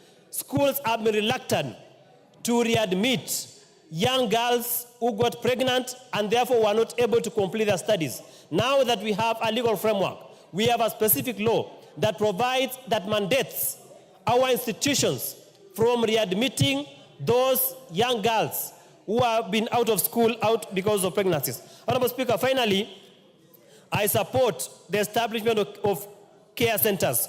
Normally, most parents are not willing to embrace. When I say parents, I mean the mother of the child parents are not at times willing to take care of these young children who have been born. So, Honorable Speaker, the issue of caregivers is very important, is very vital, so that children born by young parents, or what you call the child parents, can be taken care of by at their care centers. So, Honorable Speaker, this is very progressive, and I support this bill, and I call upon the members of Parliament that when it comes to the second reading, let us give the necessary amendments and pass the bill as it is. Thank you, Honorable Speaker. The Honorable Member for Tindiret, Honorable Julius Meli. Madam Speaker, I rise to support this bill. And I want first of all to commend the co-sponsor and the Senate for coming out with such a very progressive bill, more specifically and tailored to the parent-child. Madam Speaker, many people in this country do not know the existence of parent-children, and these are children who are underage, who are actually less than 18 years, and they are as young as 10 years old. Madam Speaker, this bill seeks to really bring into perspective who a young parent is, or who is a child parent. The bill seeks, among many others, to first of all tell the society that there is a parent who is not of age, who is giving birth, who has a child. The two of them are not of age. Two, it also goes ahead to really note that this child parent has a right to go to school, has a right to medical care. A number of them, when they are giving birth, their body systems are still very weak. They need a lot of medical attention. They need to undergo clinical checkups every other time. But as the Kenya National Bureau of Statistics has just pointed out, majority of the child parents are actually in rural areas, in pastoral communities, in households where the income is very low. This bill actually seeks to really bring awareness and to ensure that this particular child parent rights are well taken care of, as stated in the Constitution. That one, the child parent has to have proper medical care. The child parent has to undergo a lot of support socially, psychologically, and economically. This is a child who gets pregnant when she's in primary school. This is a child who gets expectant and having a baby when she's less than 12 or 13 or 14 years old. And every other time, she is actually stigmatized, and she's not even allowed to be heard. As the bill indicates, some schools, majority of them, do actually take forced pregnancy tests on these children. And immediately they are discovered, they are actually stigmatized. They are ostracized by the school heads, by parents, by communities, and they are actually shunned. This is the time now we need to take up and own. This is a serious problem. 15% of all the girls have either become pregnant, have either lost a child. That particular percentage, Madam Speaker, is very high and alarming. It is as a result of this bill, therefore, that the county governments are actually being alerted and told to come up with ways on how to stop this particular child, the young pregnancies, and more specifically, the child parent. After the child has given birth, the parents are supposed to know that it's not the end of their education. They are supposed to be given permission to go to school. The parents of the parent child, who are the grandparents of the young child, are supposed to take care of this child. Take care of her, allow the mother child to go to school, finish her education, and therefore realize her dreams as a Kenyan. Madam Speaker, this bill further goes on to ensure that we established centers which will take care of these children in areas where the real parents are not able to do that. That's why county governments have been roped in and are informed that these particular children are supposed to be taken care of and allowed to continue with their lives. So this bill is very important, Madam Speaker. However, I want to note that the bill with the establishment of county centers is a money bill. And I want to note that this is a very important bill that this House needs to really come up with ways on making sure that it is implemented, it becomes the law of the land, and by extension, it is going to make sure that many of the children dropouts that we have in this society are actually taken care of. Lastly, Madam Speaker, the child of the child parent also is of concern. He is a citizen of this country. Whereas the mother is of underage, this child has a right to be taken care of medically, to undergo all the medical, the postnatal medical services, taken through the clinics, taken through the medical treatment, and be allowed also to grow up, because if the child parent is not assisted, she will engage in child labor. And by extension, her child or the child of the child parent will now not have the necessary services of good health, going to education, and even going to preschool. So this bill is actually good for us, and I ask the House to support it. I thank you, Madam Speaker. The Honourable Member for Narok North, Honourable Agnes Pareo, and Honourable Members, I'm allowing members to ventilate on this issue because we shall not rule on the issue raised by Honourable TJ Kajwang of Ruaraka today, but until we get the feedback and notes from the Budget Committee. So I'm hoping that Honourable Kemei, member for Kericho, you're taking notes, and then we shall be able to put the question at that time. But right now, let's just allow members to ventilate. Honourable Member for Narok North. Thank you, Madam Speaker, for giving me this opportunity to add my voice to this bill. And this is a bill that takes care or looks into problems that our young girls below 18 go through after dropping from school as a result of pregnancies. And this is a subject that is in my heart because I do rescue these girls, and I know what they go through.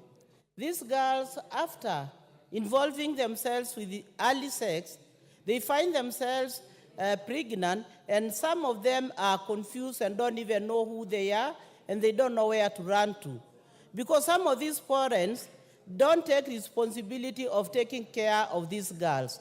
So there is need to have a bill like this one that will make sure that has provided to provide a framework for the protection of the rights set out under Article 53(1) and C and D of the Constitution in relation to child parents. Because these girls become parents, yet their age is not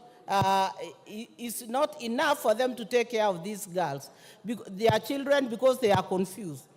And the bill will provide a framework through which the expectant girl child and a child parent can realize their rights to education and at the same time ensure the care and protection of his or her child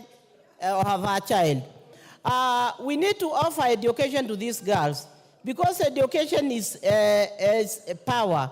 And when you give a child education, this child will realize her rights and can know how to earn a living for her child. So I think it has come at the right time that we need to support these girls so that they can have an opportunity, a second opportunity to make sure that they have realized their goals.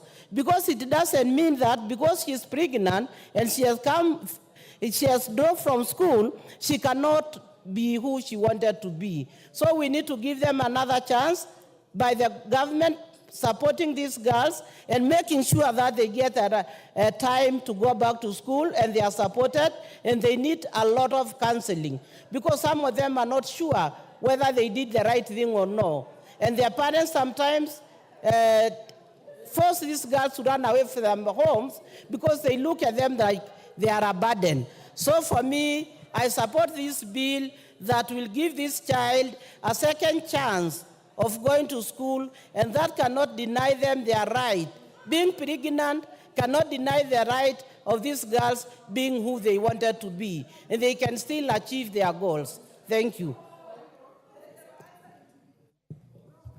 The Honourable Member for Suba North, Honourable Millie Odhiambo.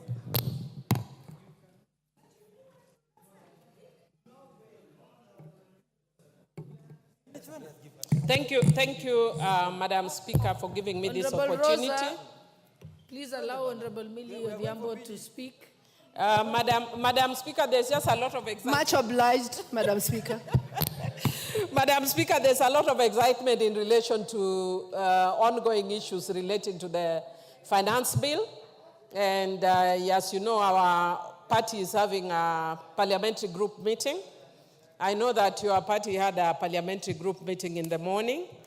And I'm sure the party will give a position after that. But I'm glad at least people are listening to Kenyans, which is a good thing. Madam Speaker, I just want to say that in principle, I support this bill, but I just want to point out some certain issues around it.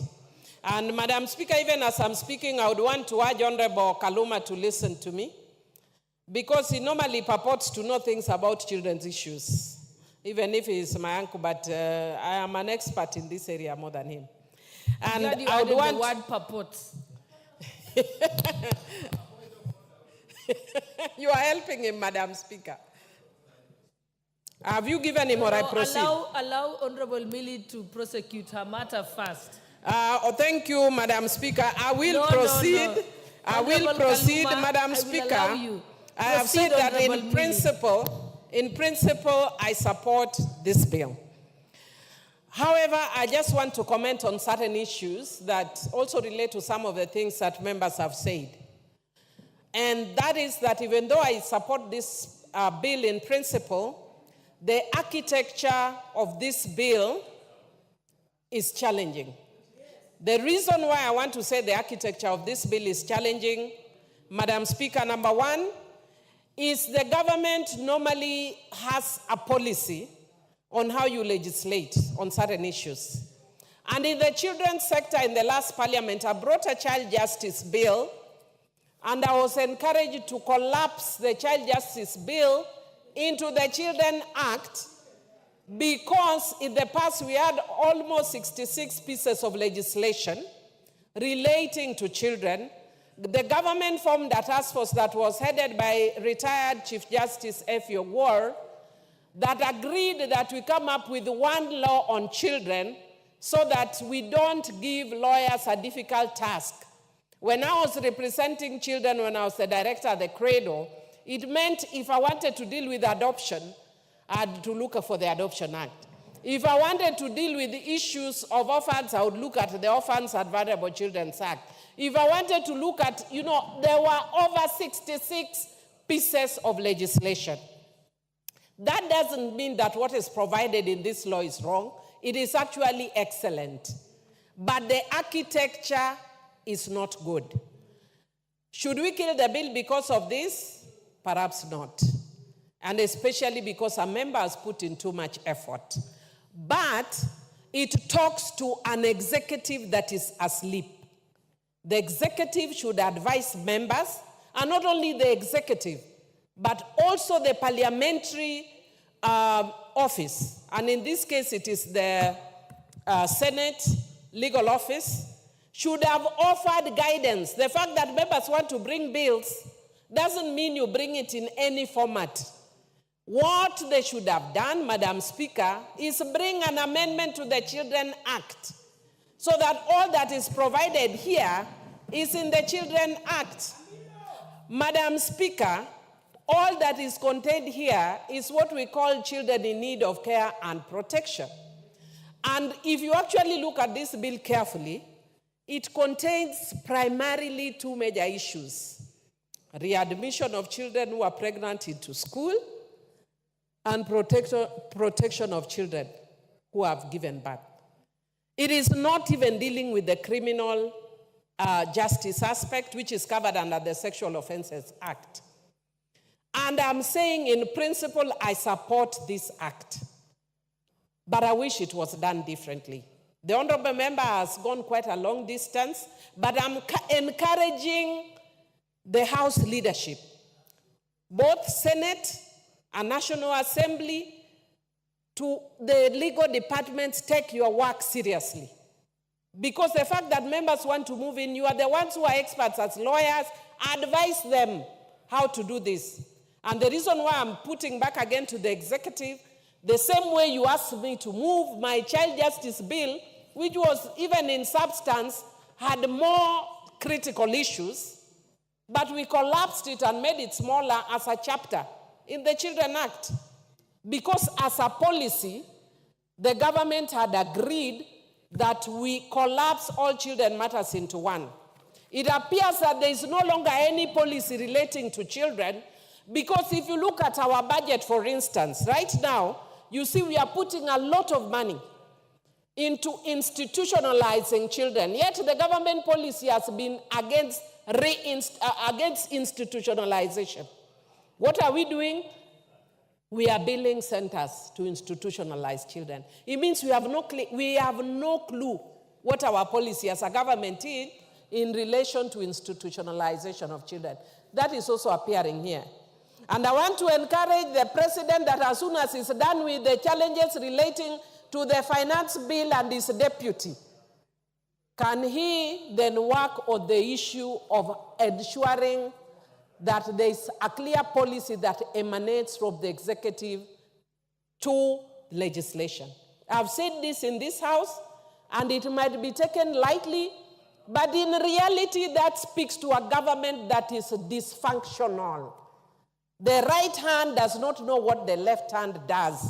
Even when it is private members' bill, it must follow the policy of the government of the day.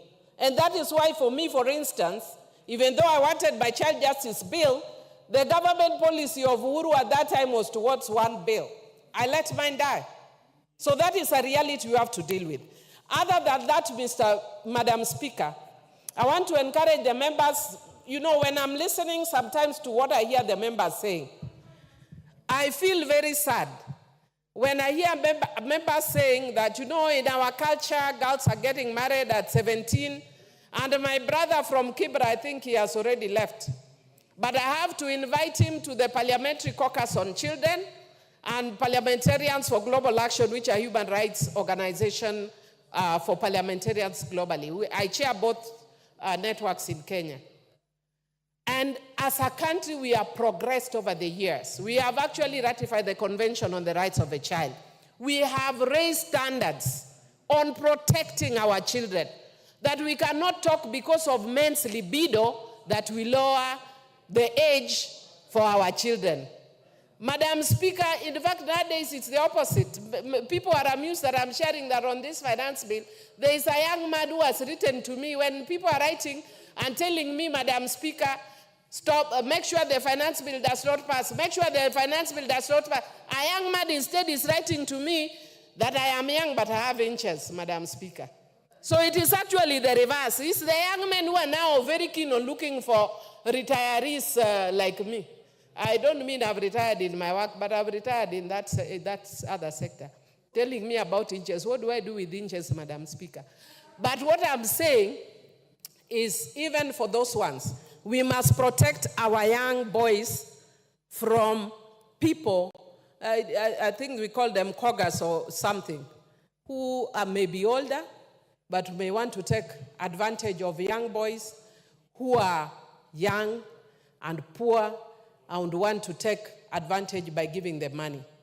But in this instance, when a girl is below 18, a boy is below 18, we presume that legally they cannot have sex. And the only challenge we are having under the Sexual Offences Act is ensuring that when they have sex with each other, we treat them as children in need of care and protection.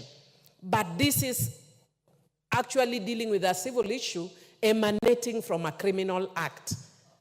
And so, because of the honorable member who has put in so much effort, I will support it, but I would wish that the architecture was done better. I would have spoken more, Madam Speaker, but because of time, just ask those, some of us who are experts in these areas. We can help you and support you. I support, but I wish we would change the architecture, and I'll bring amendments in relation to some of the issues I've seen herein. Thank you, Madam Speaker. Thank you, Honorable Millie Odhiambo. And I think the Honorable Member for Kericho, Honorable Kemei, I hope you're taking notes. This is a very important issue on the architecture, and I think it's something that can be discussed at the committee level. I'm glad that Honorable Millie has raised it. She knows we have come a long way with the Children's Act together. So I think do liaise with her. She has a lot of information and knowledge on this particular point. The Honorable Member for Homa Bay Town. I thank you, Honorable Speaker. I'm going to come to you. Honorable Speaker. Honorable Member. Thank you. Honorable Speaker, it is in very rare occasions that we agree with the Honorable Millie Odhiambo, who is my niece. But Honorable Speaker, today I agree with Honorable Millie Odhiambo, except where she says I purport to know a lot about children's matters. Honorable Speaker, had intervened because unknown to Honorable Millie, I was taught by the Honorable Speaker law. The one area of law you specialized in at the University of Nairobi and you taught me was the subject of children and the law. And Honorable Millie does not know that inspired by the depth of your teaching, I went ahead and did my master's, specializing on, among others, the law relating to protection of the children. And that is what I would discount from Honorable Millie. The idea that she was besmirching not just my knowledge, but also the expertise of the best expert on matters children, who happens to be our speaker now. But we forgive her because she has spoken the language I desire to speak.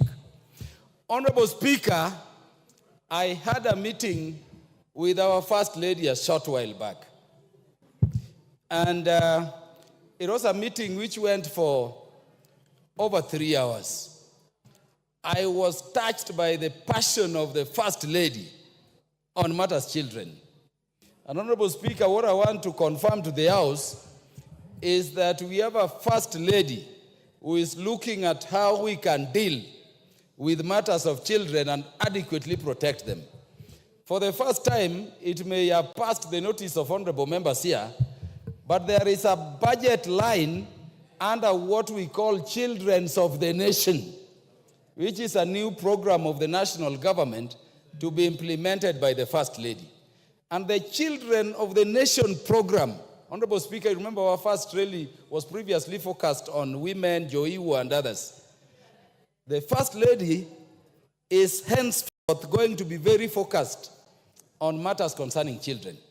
And I was confirming to the House that when you looked at our budget lines very clearly, you saw an item called Children of the Nation program under the office of the First Lady. And that I'm saying this, Honorable Speaker, to confirm that matters concerning children are matters which concern the leadership of our nation, and more so our current mother of the nation. Honorable Speaker, you would also remember the speech of His Excellency the President at Safari Park during the launch of the G7 to G16 caucus.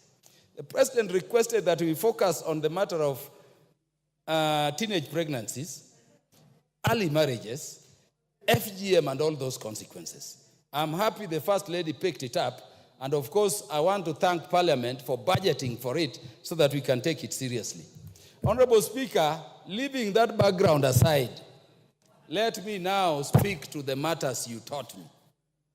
Honorable Speaker, this bill is very good in substance.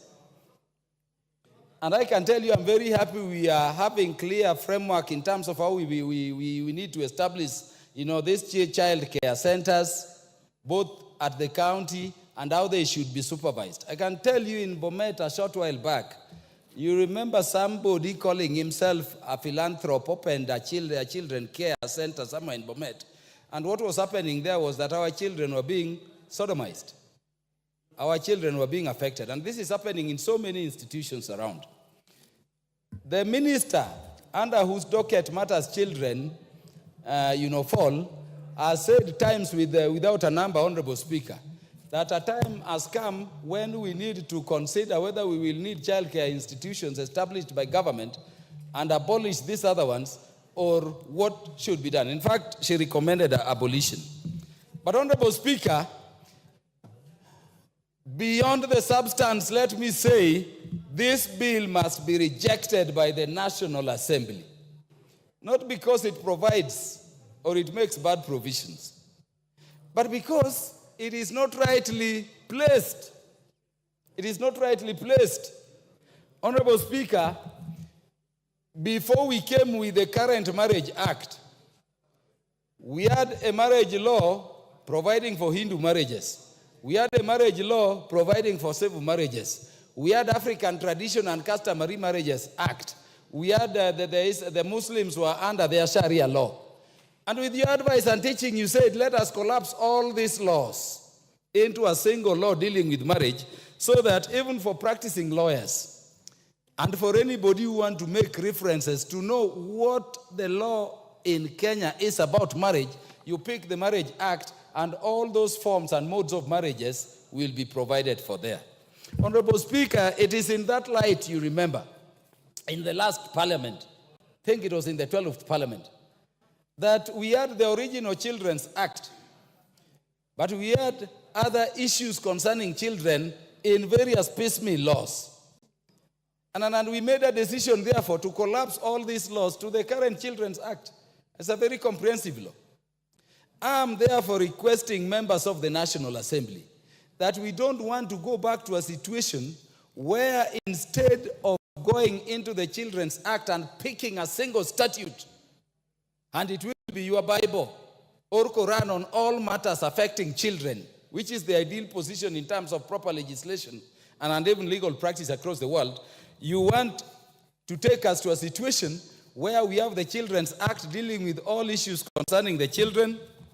You go to the Constitution, Article 53, you read it, you leave it there. You pick a law just on care and protection of child parents. You pick another law on children with disability. You will pick another law on orphaned children. You will pick another law on children in the context of, criminal offenses, the Romeo and Juliet cases.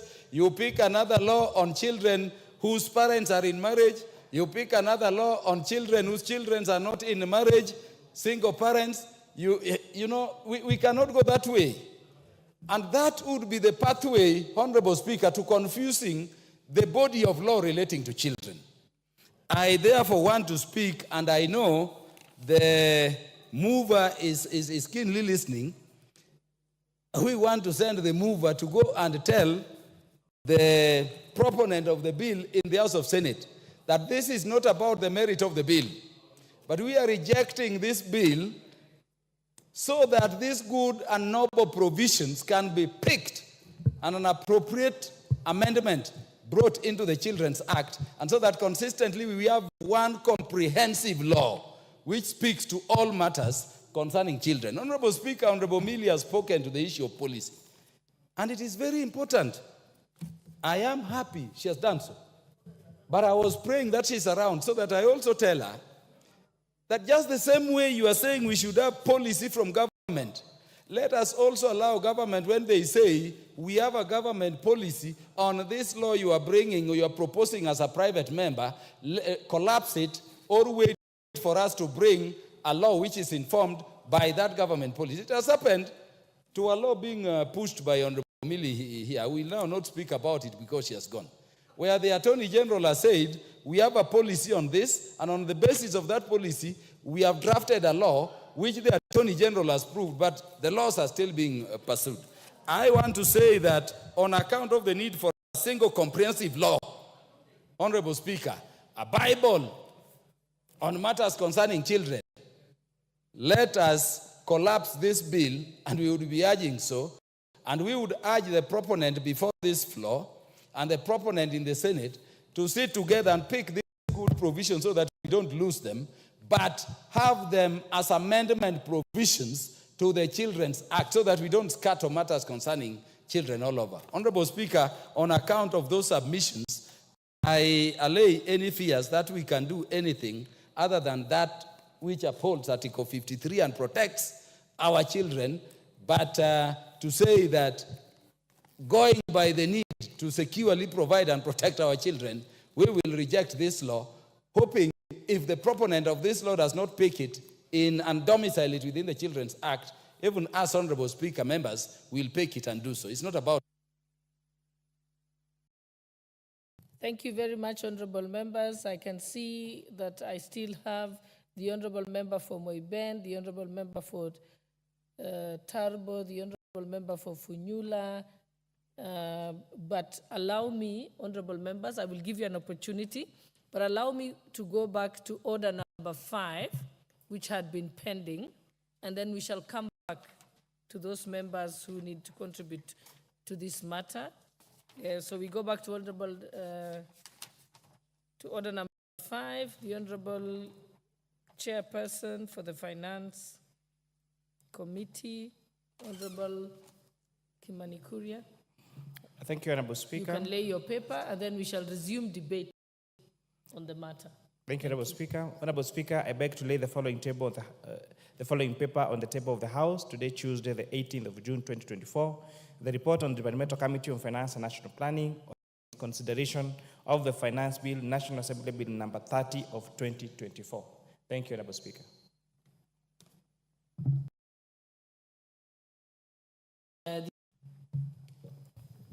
Thank you.